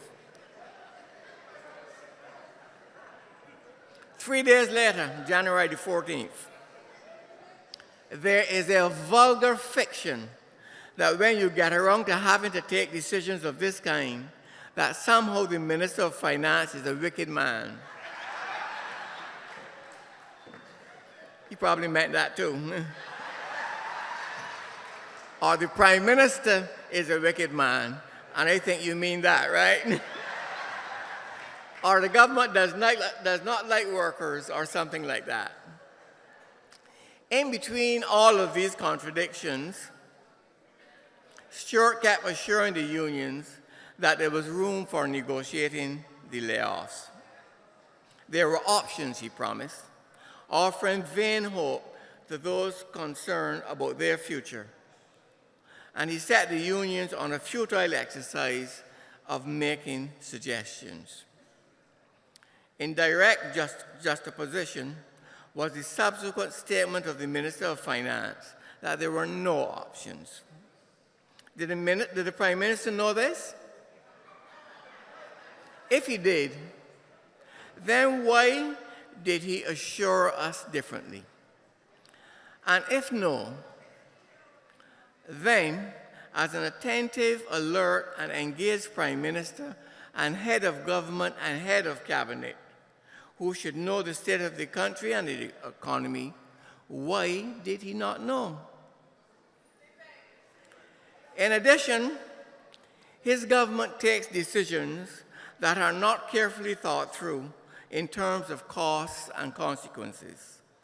There's weakness and lack of honesty in a government that fails to share frankly on decisions such as cuts in the budget of the Queen Elizabeth Hospital and the drug service, knowing full well there would be unpalatable results.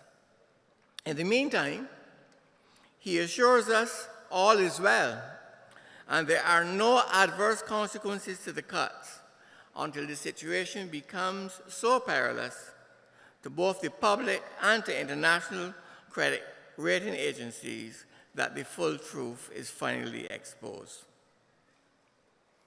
Such conduct creates a breach of trust and a break of faith between electors and the elected. And it minimizes the esteem of politicians in the eyes of the rest of us. But there's worse. There is a departure from a sense of collective responsibility in our government. And responsibility, collective responsibility, is the very root of cabinet government. Whenever there is bad news, someone in government pops up to say it is not so bad after all. One minister says there will be cuts, another says he knows nothing about cuts. Another minister says we have to pay for university education, while one says that a fund for that purpose will be established, even though there is no budget for it. One minister says that the municipal tax will be a certain percent, and another minister says it has to be different. And no one is called to book. That is the dilemma of our government today. Now, I accept that Stuart has a unique and a detached style. My concern is not over his style, it is over his substance. This is not the stuff that we anticipate from our political leadership or from a democracy and an electorate as mature as I thought ours was in Barbados. We have been set on a highway to regress when our catastrophe really requires wise and timely political intervention and clear, inspirational communication about our pathway to progress.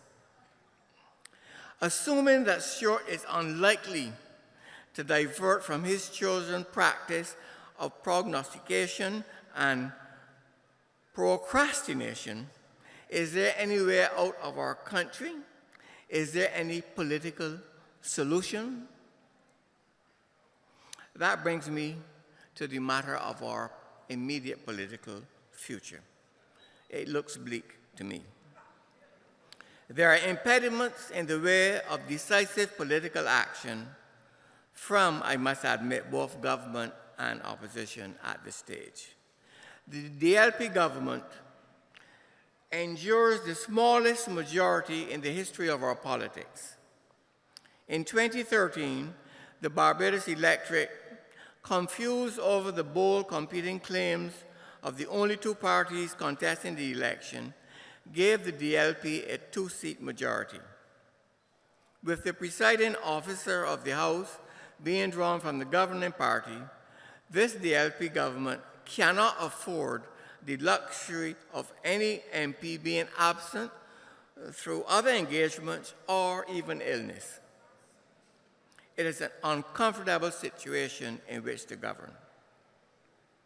It eliminates any hope of effecting radical legislation on issues that would normally invite a free vote, or indeed any measure that can be perceived by a strong individual MP as threatening a matter of principle for him or her.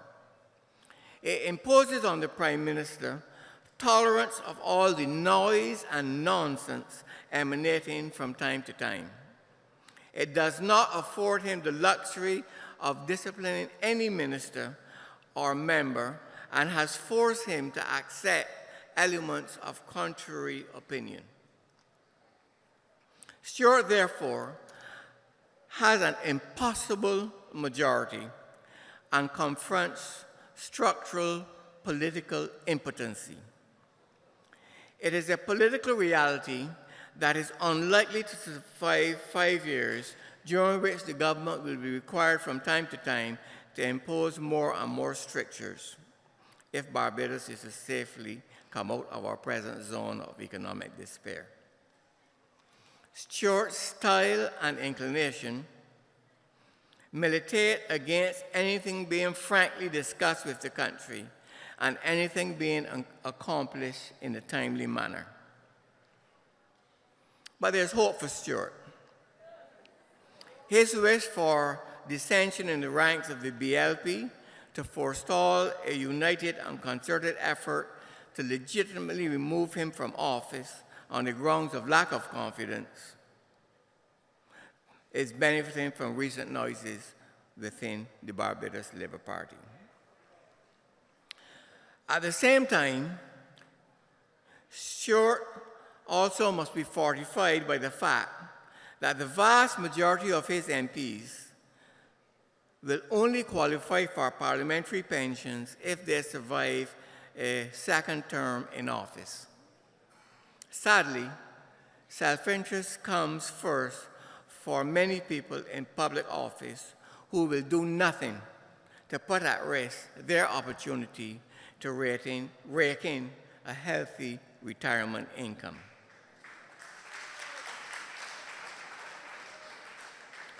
These two factors must allow Stuart to sleep far better at night than would otherwise be the case of an unpopular and detached Prime Minister.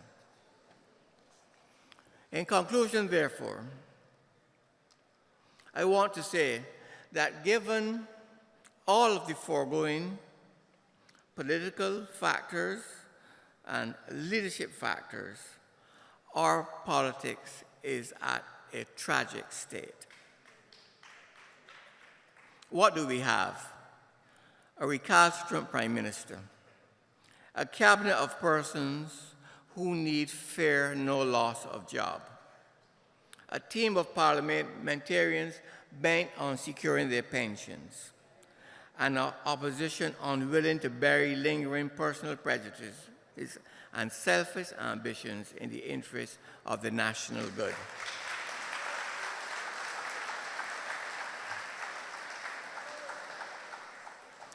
Add to that a threatened press that is already facile, undiscerning, and non-inquisitive.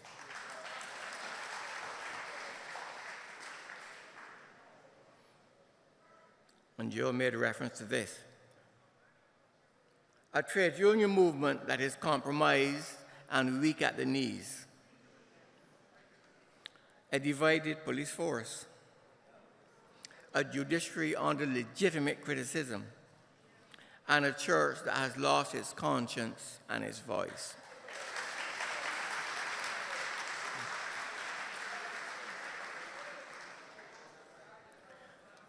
So, members of the People's Assembly, on this night, exactly 1 year since the opposition walked out of Parliament and signaled the end of that last parliamentary term.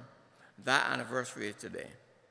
1 year after that, all we are left with is the people and the power of the people.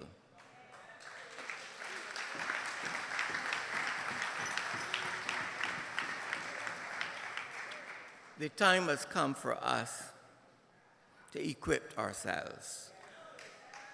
We, the people, require a reasoning and reasonable government, tolerance of contrary opinion, full accountability to citizens, genuine, not token inclusiveness, efficiency in administration, and conformity to all the rules of law at all times.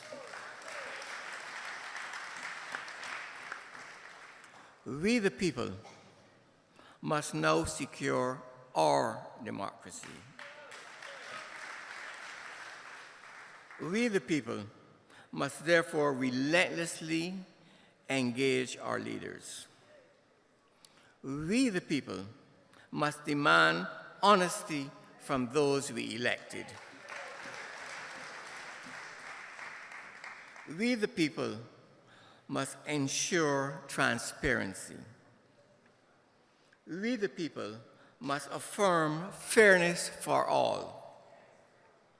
We, the people, must insist on the value of good governance.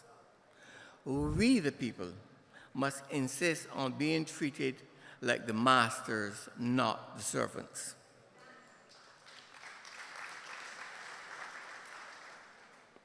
Now is the time for our institutions and our people to assert our place in this society and determine the common good. We must signal our demand for beneficial change. We must accept that government does not hold all the answers. Citizens must earn and pay our way. We must end the dependency syndrome. We must assert not just our rights, but assume our responsibilities. We must disabuse our political bosses of the view that we are mendicant people. We must insist that Barbados returns to a country of law enforcement, not lawlessness. That discipline and accountability are not bad words. That we retreat from the political tribalism which has destroyed other Caribbean societies. That we fight to narrow class divisions and create a more just society. History is replete with examples of people who paid dearly for their silence on these matters. At this time of crisis, I urge you that we gird ourselves for the battle and not resort to the comfort of our little corners and complain among ourselves. I urge Barbadians, reclaim the spirit of those brave forefathers who sowed the seed on which our pride is sprung, so that we can indeed grow greater, move upward, and move onward. I thank you very much.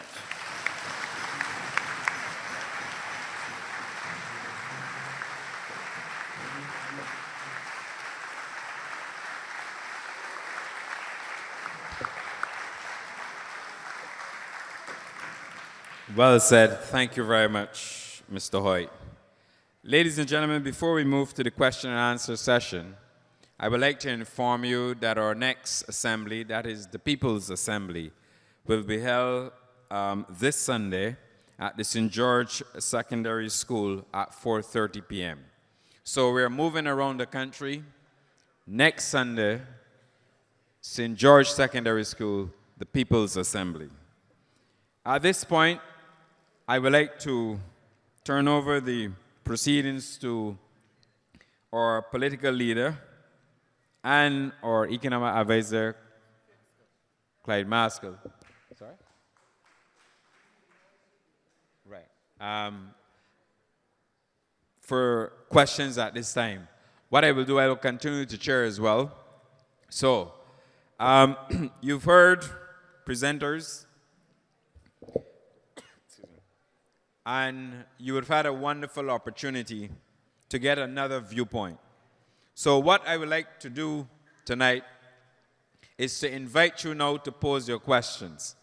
So as soon as you're ready, we have the microphones set up right here in the middle of the hall.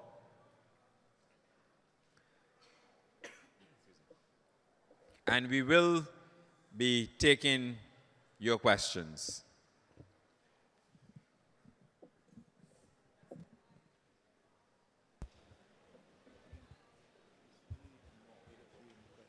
Who wants to go first? Thank you very much. Go right ahead. Good night. Can everybody hear me? We can hear you. Good night to the Hay table. with all that was said, I attended Sunday night's meeting and I was very impressed with all that was said, but I don't dare to know all, and I'm directing my question to anybody at the head table with the exception of Harold Hoyte, since he's not politically inclined, so to speak. I want to know, what is the criteria for a forced election? How would we be able, we the people, if they're saying to us the people should, the people, what is the criteria for a forced election? How can we, as a people, force the government's hand to call an election? Thank you very much. I'm not sure, Clyde, if you want to respond or... Or Mia? Okay. I think that Mr. Hoyte ended, Saitoma, where you want this question answered. And good night to everybody first. He ended on a platform of what we, the people, must do. The power resides always in the people. Ronald Jones knew what he was doing 6-8 months ago when he threatened that the possibility of cracking heads lay before people. That statement came after I made a speech at Foundation School asking for a coalition of conscience, and also after I started the Rubbing Shoulders program. You will note that we have started the People's Assemblies. That is because I believe fundamentally that power resides in the people. We are servants of the people. Don't mind, as Harold said, you don't often feel that way about politicians. But it's a problem because people themselves don't recognize the power that they have. And people themselves are not prepared to speak out. And people themselves are not prepared to risk. And that is one of the problems that you have in a small society, that people are frightened to step out. But there comes a point where the people themselves become conspirators and accomplices in their own suffering if they keep silent. So that for now, Saitoma, the people have first to acknowledge that they have power. 2, the people have to express their views publicly, privately, to their MPs, to the media, but there has to be a sounding of the people's voices first before anything else can happen in Barbados. And all the whispering, the texting, the Facebook comments, all of the side gatherings mean nothing if people are not prepared to stand up and say enough is enough. And for the avoidance of doubt, we're not talking about breaking laws or riots or anything. We are talking about the right to speak out, which is guaranteed in our Constitution. We are talking about freedom of assembly, which is guaranteed in our Constitution. So I trust and pray that these initiatives that we have put together to allow people's voices to be heard will add to the comfort that is necessary for others to come on board and say enough is enough. Harold, I don't know if you want to add to that. Yeah, I can. Thank you. Ian? Okay. Mr. Gill, go right ahead. Good evening to everybody at the head table. David Gill. We constantly hear commentators and read, this one is to Mr. Hoyte, that our economy was not restructured during the 14 years of the Barbados Labour Party. Some commentators seem to use that restructuring interchangeably with the restructuring of government. Mr. Hoyte, I think it came in about your 3rd or 4th paragraph when you made that statement. How do you see restructuring of an economy, or how would you define restructuring of an economy? Or put another way, what would have you liked to have seen during that 14 years that would have constituted reform of the economy. Mr. Hoyte?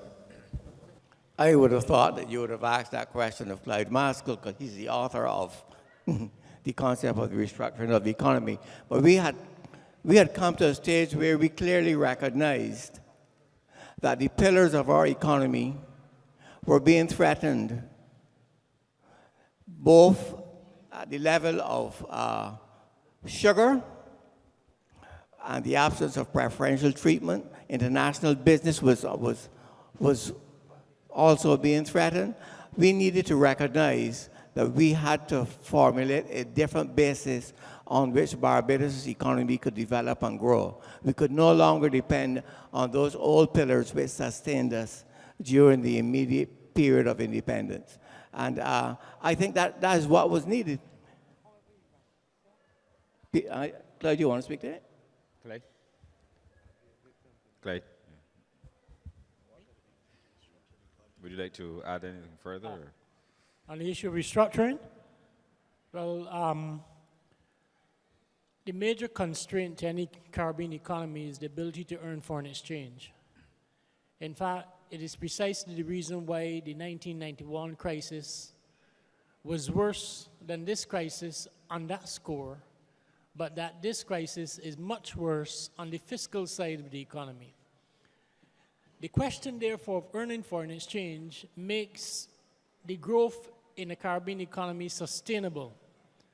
And when I spoke about restructuring at that time, and now, is about how to make us competitive in the area of tourism, in the area of manufacturing, in the areas of international business, and those sectors that earn. There are ways to do it. Hopefully, this group here will get that opportunity to put in place what is required to transform Barbados. And I stayed at the back tonight and listened to a number of excellent ideas. And like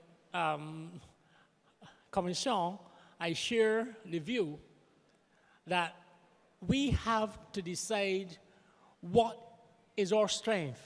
And our strength is this, that for a small country with limited resources, we made access to education available for all, and that should be continued. We made access to health available for all, and that should be continued. The thing is this, in order to be able to provide that kind of social provision, you have to have an economy that is growing. When an economy grows, a government gets revenue, and there's no harm for employing people on the government side. But unlike what has happened over the last 5 to 6 years, we have an economy now that is smaller than in 2006. We have an economy that has not grown, but yet still the government foolishly engaged in employing people as a first resort. That was always unsustainable. So my friend, all I can tell you is that if we want to pursue a path that is sustainable, if we want to pursue a path that will give our children greater expectation of the future, it must be done within the boundaries of earning foreign exchange and having a government that is based on the capacity of the economy to deliver the revenue to sustain it, and not what we have seen in the last 5 years, a government borrowing to pay civil servants, a government printing money to the detriment of our reserves. I will discuss with you in the fullness of time, as well as this team, what are those underlying parameters in relation to education itself, finance, electricity costs, and some other parameters that must guide how this economy goes forward. But certainly, I don't think anyone is expecting an opposition to come here tonight to give you what we have been studying for the last 5 years. The time will come to make available to the people of Barbados the way forward out of this mess. There is still hope. All is not lost, but it requires leadership. Before we take the third question, Mr. Commisiong would like to add a point. Yes, I would like to try my hand at answering that question. I think we have to recognize that an economy must always be in a transformative phase. You must be going from one level to the next.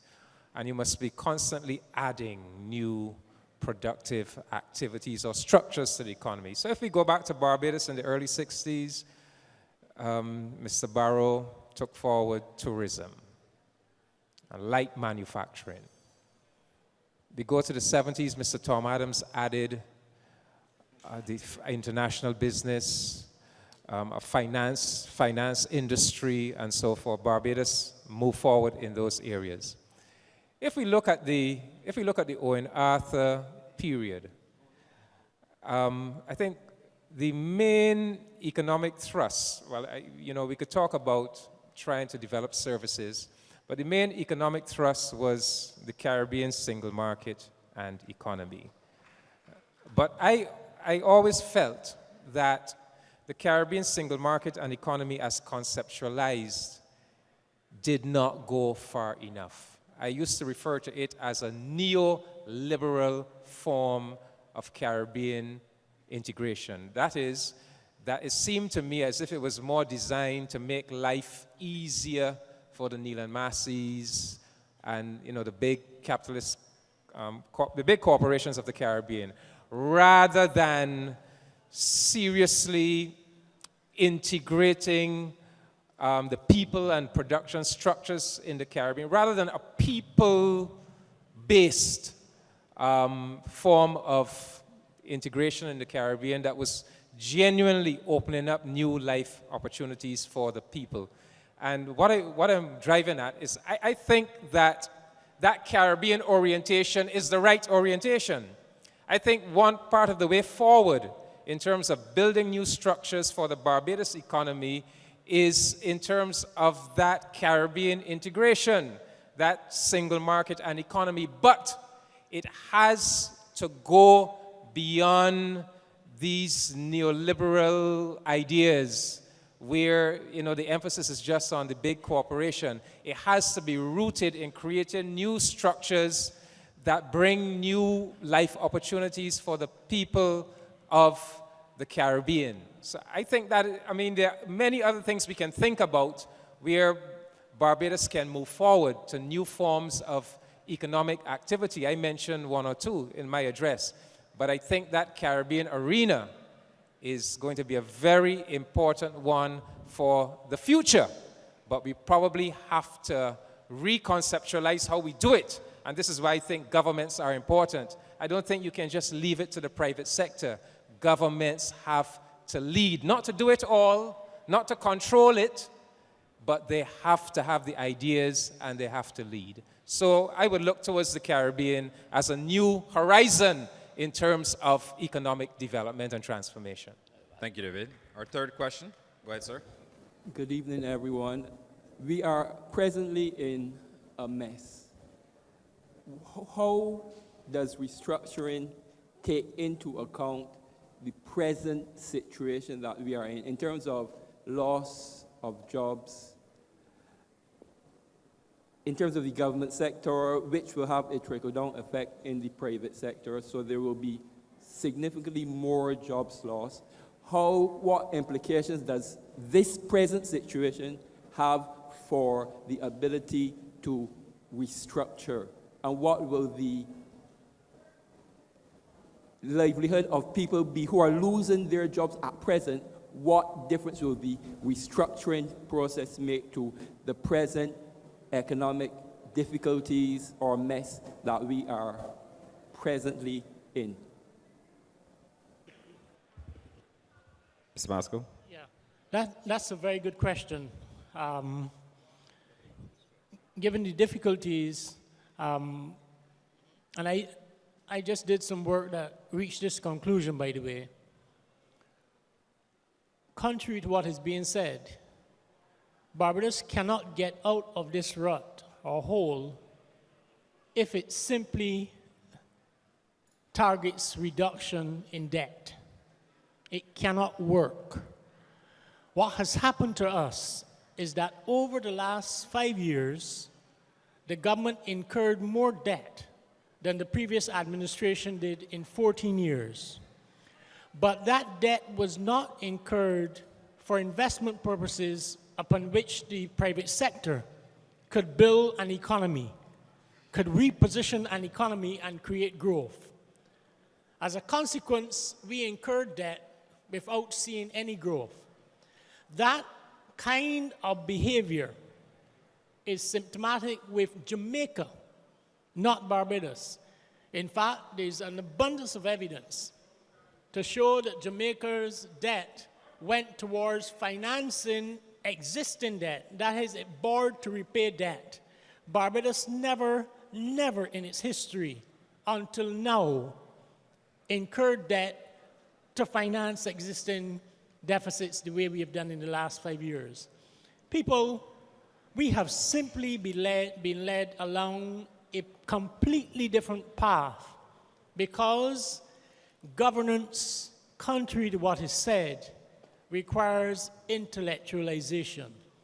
You have to think about what you intend to do for people before you do that.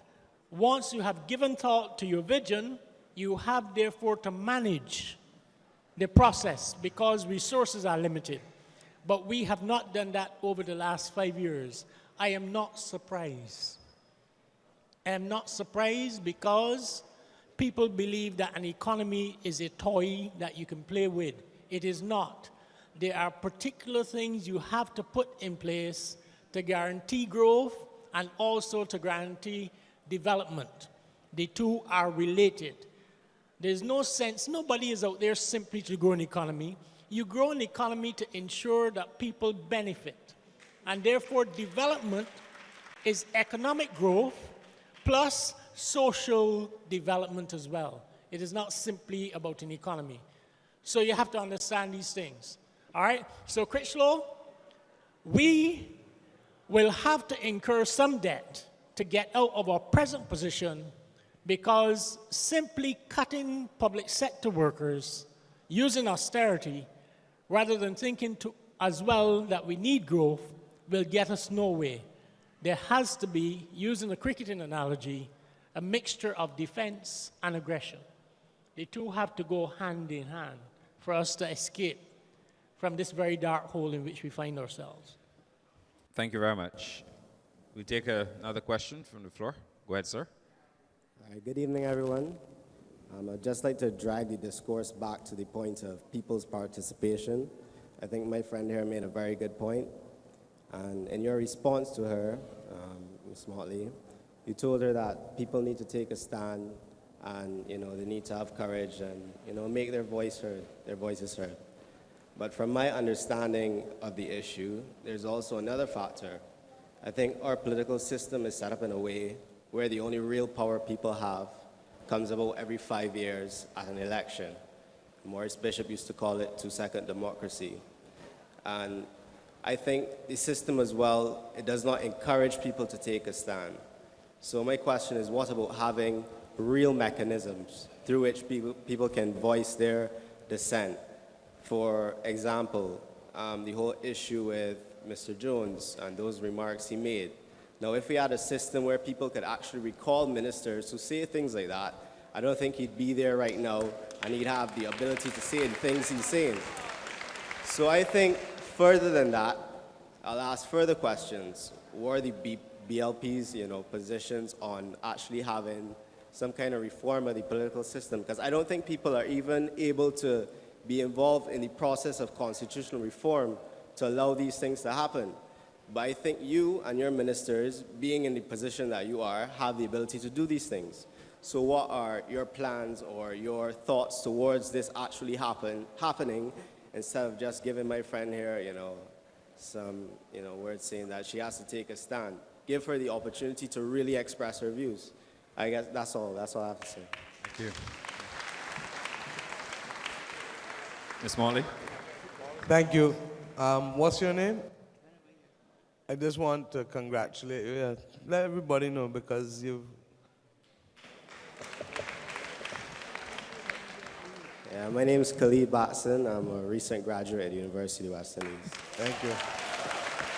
And I really appreciated my ability to have that education, and I hope it's not taken away from everyone else. Here. I just like to say that as well. Thank you. I really want to thank you for not only asking the question, but contextualizing it in the manner in which you did. I have long felt that this country is in serious need of both political and parliamentary reform in the context of its governance reform. Now, all of that is captured usually under the rubric constitutional reform. Part of the difficulty with what you've asked is that I will answer you in terms of what should be, but your frustration is in terms of what is. And therein lies the dilemma that we have now. There is no doubt that Barbados is in need of serious parliamentary and political reform. Tuesday night, we spoke to the issue of campaign finance reform, and I indicated that our party passed a resolution at annual conference, which has committed us to a process of ensuring that we do reform our laws to ensure that the kind of political purchase that we have seen in recent times becomes a thing of the past, and to recognize that there is a cost to democracy. And that in our context, the state should bear that cost to prevent and preclude the disproportionate influences that take place in government at the moment through influencing political parties. The second point relates to the structure of our parliament. We, for too long, have spoken about the fact that we have effectively a prime ministerial dictatorship. And we have that largely because cabinet constitutes the largest single block in our parliament.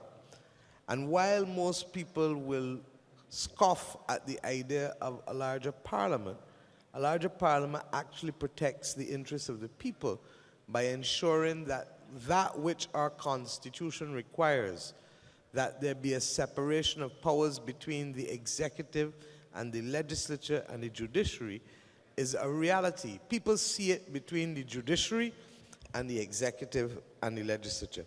But we do not have the separation of powers effectively between the cabinet, the executive, and the parliamentarians, the legislature. And because cabinet is the largest single block for many parliaments now, and it is not unreasonable because the governance of the country is complex, and we have a small parliament, relatively speaking. What happens is that because the Prime Minister chooses the cabinet, he has control of the cabinet. And because the cabinet then controls the numbers in the House, they have control of the House. So you have effectively made a nonsense of our constitutional separation of powers. I feel, and Sir Roy Marshall has spoken about it, Sir Richard Haynes, who is dead, has spoken and written to it, and I feel strongly that we need to have a set of people's assemblies that allow us to come to a conclusion as to the kind of political reform and parliamentary reform that we need in Barbados. We have had no serious parliamentary reform since the abolition of double-member constituencies that led to the 1971 Parliament. But there are people who feel that we need to create a framework that recognizes the need for national MPs for that matter. And should that be first past the post, or should that be proportional representation? I myself don't support proportional representation because I feel very strongly that while political parties have done well for the most part in the region by the democratization of countries, they have not done well by the democratization of the political parties themselves. And therefore, people like yourself, now coming out of university, I see it in Trinidad, I see it in Jamaica, I see it in Guyana, that they are locked out of the political party system such that they are unable then to have the kind of input that will make a difference at the national level in terms, or the community or constituency level sufficiently. And that's part and parcel of a culture that we now have to break and change. And it's not easy. You know, we are fighting, our party is 75 years old. And I have had to say that we have to find new ways of involving people and bridging a gap with people who may not want to belong to a party, but who may be prepared to work with a party on particular interests and particular causes. And in a sense, that's what this People's Assembly is about, and getting it right. But at the national level, in terms of Parliament, we need to find new mechanisms. People vote for MPs for all kinds of reasons. Some because they like them. Some because they smile good. Some because they help them move garbage. Some because they would make a good minister. Some because the grandfather helped them to tell me. You understand? And that's what I get accused of. People vote for people for all kinds of reasons. But what we need to do is to ensure that the structure of our parliament admits of a class of people. There was a youngster on Tuesday night, Clyde, who asked you about minimum qualifications for participation in an election. And he was really trying to reflect the frustration that sometimes when you look around Parliament, you do not see the competencies there from which a cabinet can be drawn. Now that's a facile way of looking at it, because the truth is the electorate will choose. But the electorate must have structures and mechanisms too, because a lot of people who may have competencies may not like constituency politics, but may like national politics. And there's some who argue that a Richie Haynes or Brice St. John would never have lost at a national poll in a way that they would have lost at a constituency poll. You know, we have to discuss these issues. Finally, constitutional reform, we need to stop playing with it. Trinidad has had 2 constitutions in its life as an independent state. There is no doubt that Barbados needs a constitution that goes beyond the role of government, because that's effectively what our constitution speaks to, rather than speaking to the process of governance. I believe that as we go forward, it is not only going to be important for us to set a vision as a country and as a leader, but that the process by which we get to that vision is also going to be important. And we've seen the beginning of it with the Administrative Justice Act and that kind of thing. But we need to have mechanisms that stop people from being tenants in their own country, that stop people from being onlookers in their own country. And how do we involve them more? This is one idea, but there are far more that we can work at. And I think David spoke to the issue of broadening the social partnership. The Labour Party committed to that in its manifesto, in the 2003 manifesto. And regrettably, we didn't do it. We should have done it. But we are going to need to have, Trevor and I spoke yesterday at length about the involvement of NGOs, and at the same time having NGO legislation to make them accountable for their actions, because any power requires accountability. So we take the point. I've tried to give you a flavor of some of the things, but now is as good a time to make the point that we are continuing with these people's assemblies, and we anticipate that at some point we're going to have special themes, and constitutional reform and governance may well, and sectoral themes. And constitutional reform and governance will have to be one, because what the people of Barbados are feeling is an alienation in their own land. To come back to today and not what should be, I say to you, believe you me, the power, as Harold says, always resides in the people. The question is, do the people feel it enough to want to exercise it? Thank you very much. Next question. Go ahead, sir. Hi, good night. I'm here to ask 2 questions, basically. One is, can you explain to me the structural adjustment process that that Barbados is currently going through, or have to go through, considering that the IMF and the World Bank basically have us in their hand? And 2, the UE situation of paying for student fees. And one, considering that I'm a student, and then I'm leaving, in a couple of months, I'm leaving behind numerous amount of friends that will have to suffer that pay, basically, that will basically put a sport in what is fundamentally the fabric of Barbados, education, so to speak, considering that we don't have natural resources, and basically what we export is our human resources. And for if that law to pass in this land, what ripple effect it will have. Thank you. Thank you very much, Clyde.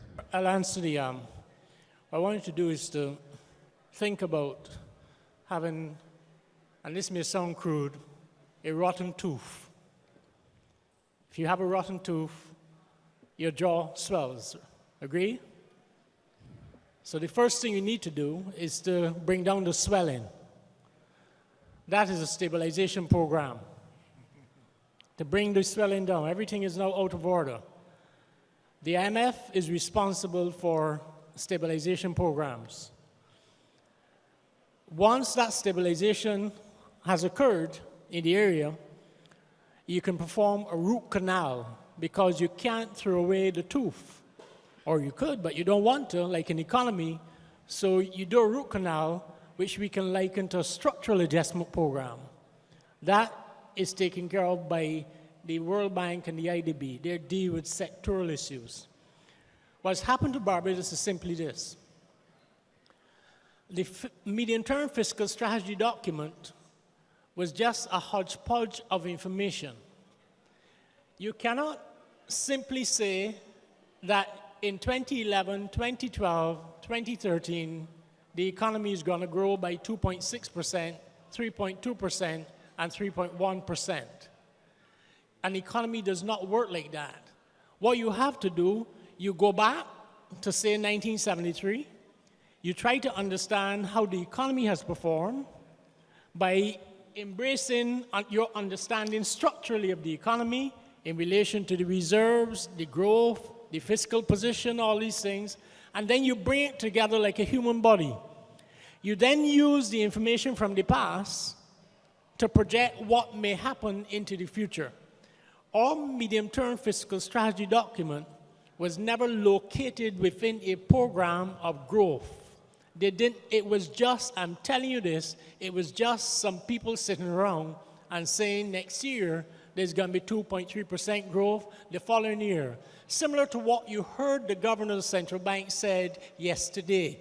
You can basically ignore him, you see, because nobody, as he said, no, he said it. He said that there's no magic bullet. He said that there's no fortune teller.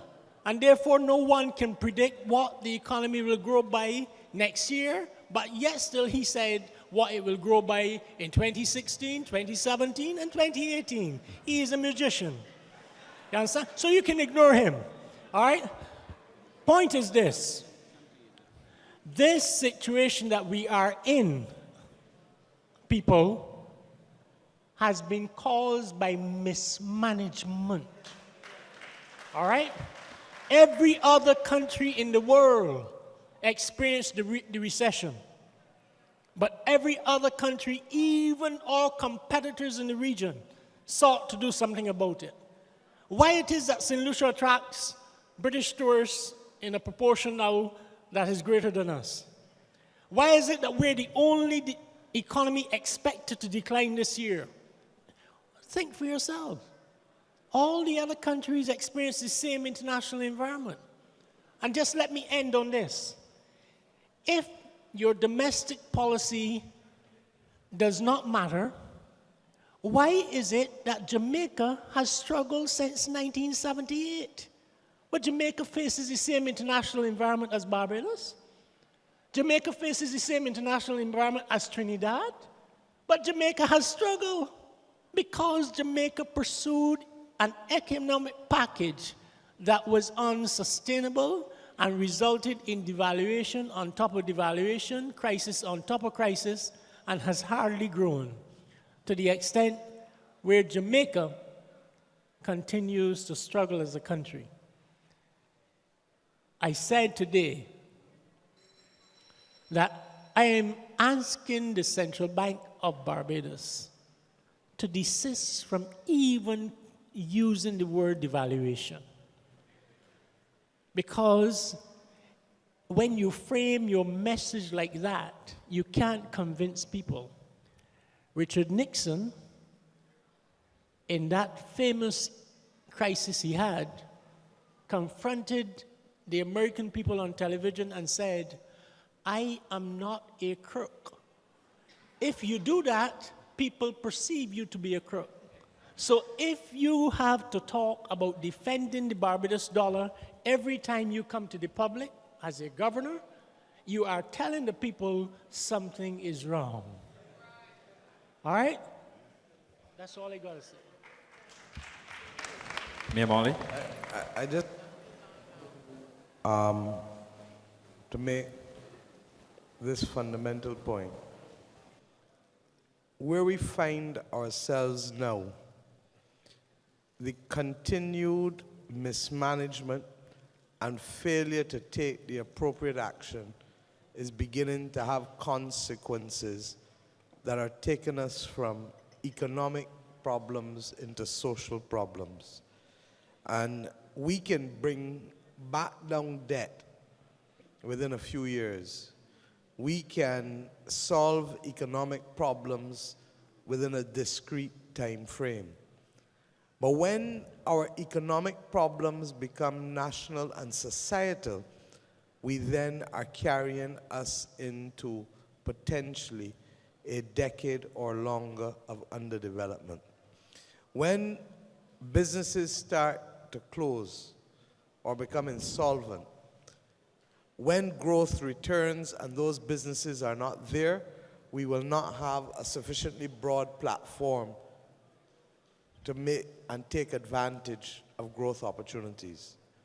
When, as is beginning to happen, households have seen no pay increase and now will see layoffs, and prices continue to rise, the biggest problem that can cause trouble in a household outside of stepping out of the relationship is lack of money. Money causes stress in relationships with people. And you are going to start to see households and families start to turn on each other because of the instinct of survival of the fittest and the individual. And thirdly, and this is for the youngsters who have come out of the university, when people come out, as has been happening for the last 5-6 years, and cannot find work, they're going to start to call the aunt overseas or the grandmother or somebody, and a pattern of emigration is going to come in to vogue. This happened in Jamaica, it happened in Guyana. And nobody's going to run back to Barbados because the Labour Party win the government this year or next year or the year after, because they have moved their family, their circumstances, they're settled, and who suffers but the country of Barbados? And one of the things that we are not getting across clearly enough, in my view, to the wider population is why action is urgent now. Not the end of this year, not next year, not the year after. Why now? This government has perfected the art of ignoring execution and process. If they intend, and I don't mind Delisle Worrell, but this is an IMF-linked program.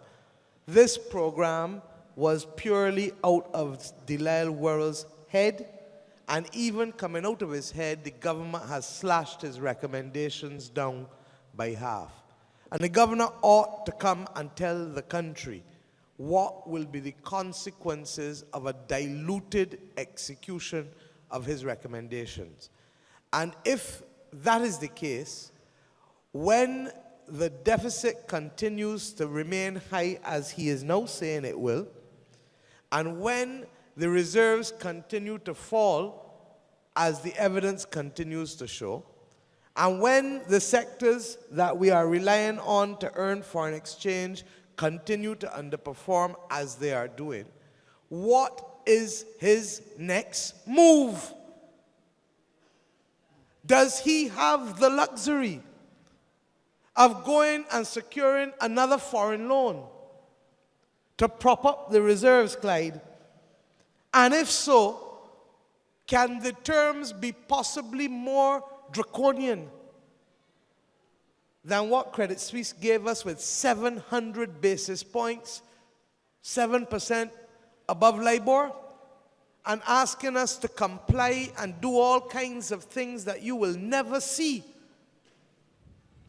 in a loan? Will the next bank ask us to legislate that their repayment comes from a special fund, not in a waterfall agreement in a legal contractual document, but now want it to have the force of law because they have no comfort that they can be repaid? Tuesday night, when I said to you that the most dastardly aspect of the governor's report is that 75% of the government's financing of its deficit is coming from the central bank and the National Insurance Scheme, is not because I want to call the central bank's name or the NIS name, but it is because nobody else wants to lend the government of Barbados money. And it is not a case of the country being broke or the banks not having money, but they cannot lend the government in some instances because they have reached their sovereign limit. And in other instances, they will not lend because they have no confidence that they will be repaid. So when we get over the hump of the next 3 months, what will the governor tell you then? In August, I told you, let us wait and see. In June, I told you, let us wait and see. In April, I told you, let us wait and see. And I told you each time, because let us look at, Harold gave us a moving poll of the Prime Minister's statements on the workers. But let me give you a moving poll on the governor. In April, for the first time, having come in January, the governor told you the economy was sound. It was stable. He told you that on the eve of the election. In his April press conference, he told you the medium-term fiscal strategy had gone off track. Remember that? And that it needed to come back on track. Remember? By June the 27th, to be precise, he came to the Hilton Hotel and told us that we needed a $429 million adjustment in 19 months. No, Stinkler was the stimulus in March. Don't mind him because he didn't know what he was talking about at any stage. I'm dealing with the governor. $429 million adjustment in 8 months, not in 19. That's what Delisle World told the country at the Hilton Hotel. By August, he was prepared to live with Sinclair's budget, which was now his new prescription, a 19-month austerity program of 400 odd million. Calculated on bringing the deficit down to 5% by March this year and 3% by March 2015. And all that would require would be cuts of $88 million in expenditure between now and the end of March. By December, the governor had all of a sudden said no to the Ministry of Finance and to the cabinet that he really needs 5,500 people going home. Let him deny it. And that would be required to stabilize the country. And now by January, the governor is telling you we are safe because we have reserves of $1 billion. Don't mind, we only have $1 billion because he got $300 million in the last week of December. And furthermore, don't mind, he is now telling you that instead of running a deficit of 5% at the end of March and 3% March 2015, we will now run 8% by the end of March and 3% next year, 2015. Now, what does the difference between 8% and 5% mean to you? Sound like 3. 8 from 5 is 3. It ain't 3. It's 3% of GDP. It is about $250 million more that the government is spending that they promised that they would not spend in August of last year. What his report did Tuesday was to tell you that Chris's budget was an abject failure. What his report told you is that Chris's ministerial statement is also an abject failure. And therefore the question must be asked of the governor, if every time you give a prescription, it is diluted, what are the consequences of government's dilution of your prescription? What is it that you advised cabinet a few weeks ago? And what will you do in 3 months' time if the reserves continue to drop and you continue to have a deficit that the international community regards as unsustainable, which is what 8% was according to you and Chris Sinclair? What will you do next? And you know why you need to ask him now? Because if you delay action for another 3 to 4 months, you will find yourselves naked before the world and incapable of negotiating nothing with anybody, because there is a timeline towards negotiations. And that is the dastardly nature of what this government is inflicting upon the people of this country. And you need to ask them for action now and information now, rather than believing you have the luxury of waiting till layoffs start. Thank you very much. I think, I know there was a follow-up question on university fees. I'm not sure if... Sorry, yeah, and I forgot. In respect of the university fees, on the floor of the Parliament, I committed the Barbados Labour Party to preserving the payment of fees for students at the UWI. And it was not a political knee-jerk reaction. It is basically rooted in our philosophy and in our concept of development. And let me explain very quickly. This country's only competitive advantage, which the world recognizes us for, is education. We rank among the top 30 countries in the world on education. 80%, according to the University of the West Indies, of the students attending UWI come from poor backgrounds. We all know that parents who have the ability to send their children overseas do what? They send them. And unless this country is prepared to honor its people, its children, by giving them the best opportunity that they can give them, first as a moral obligation, but secondly also as an economic stimulus and investment.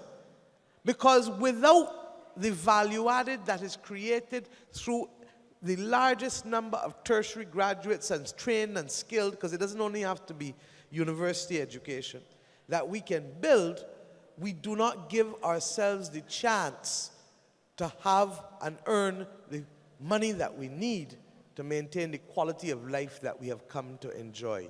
In a very real sense, Barbados is living on fumes. And we need, however, to ensure that we have the skill set in sufficient number. That is why I am frightened for people going overseas and living, emigration.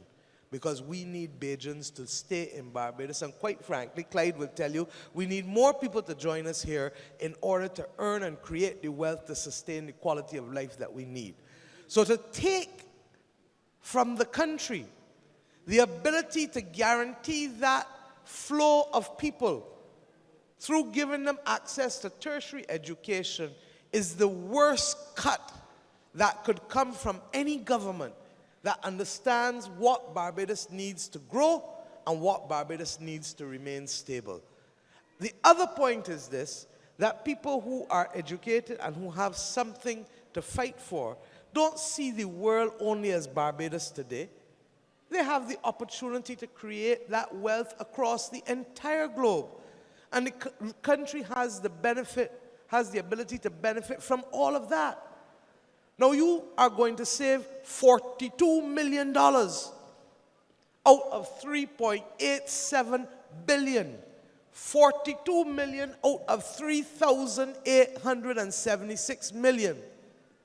And for that, you will take away the right star for the friends that you leave at university next year and year after to contemplate whether they can stay there because they may not be able to find the fees. This is an unacceptable trade-off.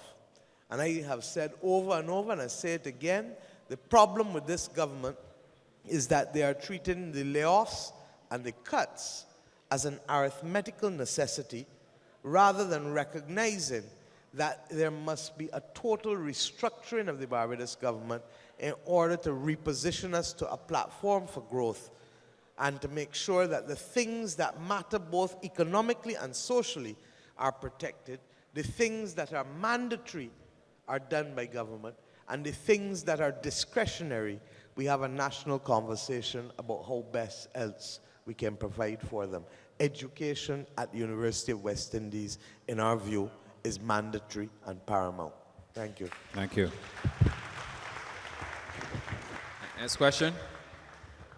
Go right ahead.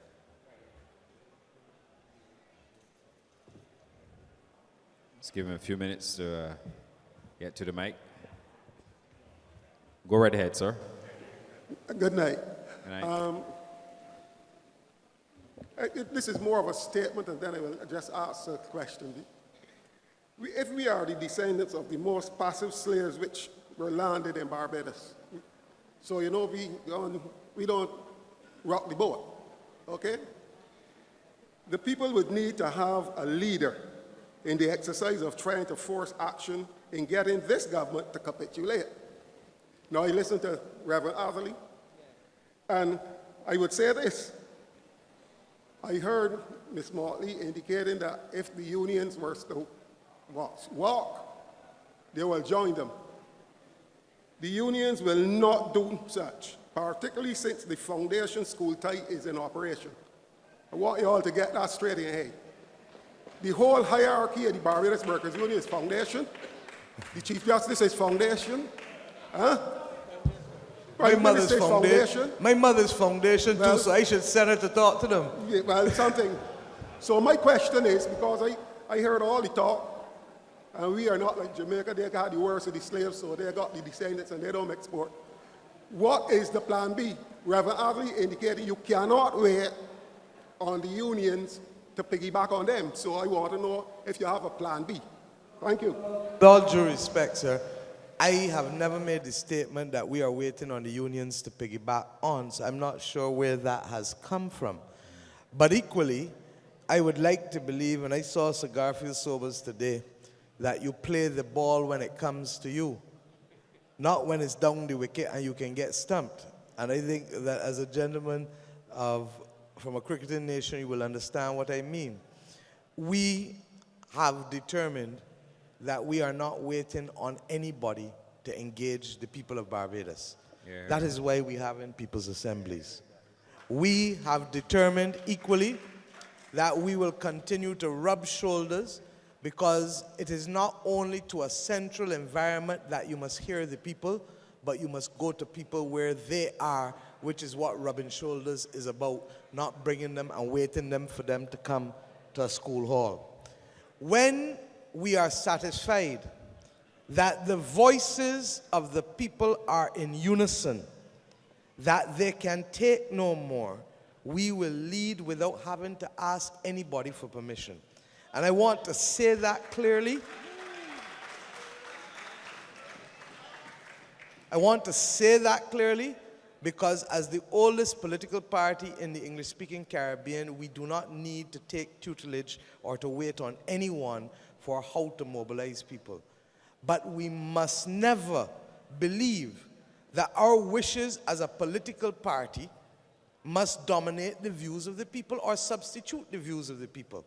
And I am therefore very clear that in moving around this country, we are taking the sounding of the people deliberately and carefully, but we are nevertheless conscious that we have that duty. I want to leave you with one other point that I don't think people realize in this country. There are 146,000 people in the workforce. there are 125,000 people employed.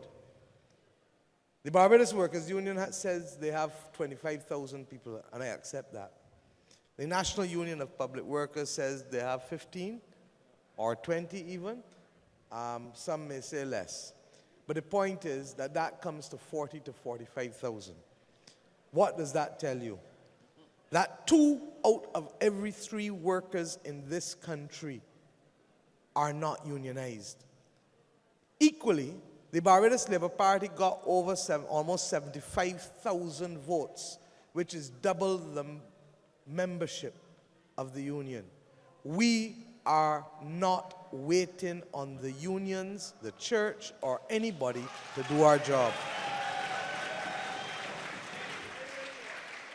But we will equally not cry wolf. And you know, I tell people on the ground, when I tell you come, come. But I do not cry wolf. Thank you, thank you, thank you very much. On that note, I would like to take this opportunity to thank our members of our distinguished panel, including our specially invited guests here this evening. First of all, let me thank you, Mr. Commisiong, Mr. Harold Hoyte, for graciously accepting the invitation to join us here with our party leader, Ms. Mottley, Reverend Joseph Atherley, Mr. Clyde Mascoll, the representative, the Member of Parliament for the constituency of St. Michael East, Mr. Trevor Prescod, and of course, the member for the city of Bridgetown, Colonel Jeffrey Bostic. It has been, in our view, a wonderful evening, inspiring presentations as we go forward. I would like to remind you, that as we move forward this Sunday we are going to St. George, and we're going to St. George with another People's Assembly. So we are looking forward to your presence again, but we also want to extend a special invitation to you to bring along your friends and your other colleagues to St. George. We will assemble at St. George at 4:30. 4:30 this Sunday, St. George Secondary School. Ladies and gentlemen, let me thank you once again for making this People's Assembly an outstanding success. Good night and get home safely. Thank you.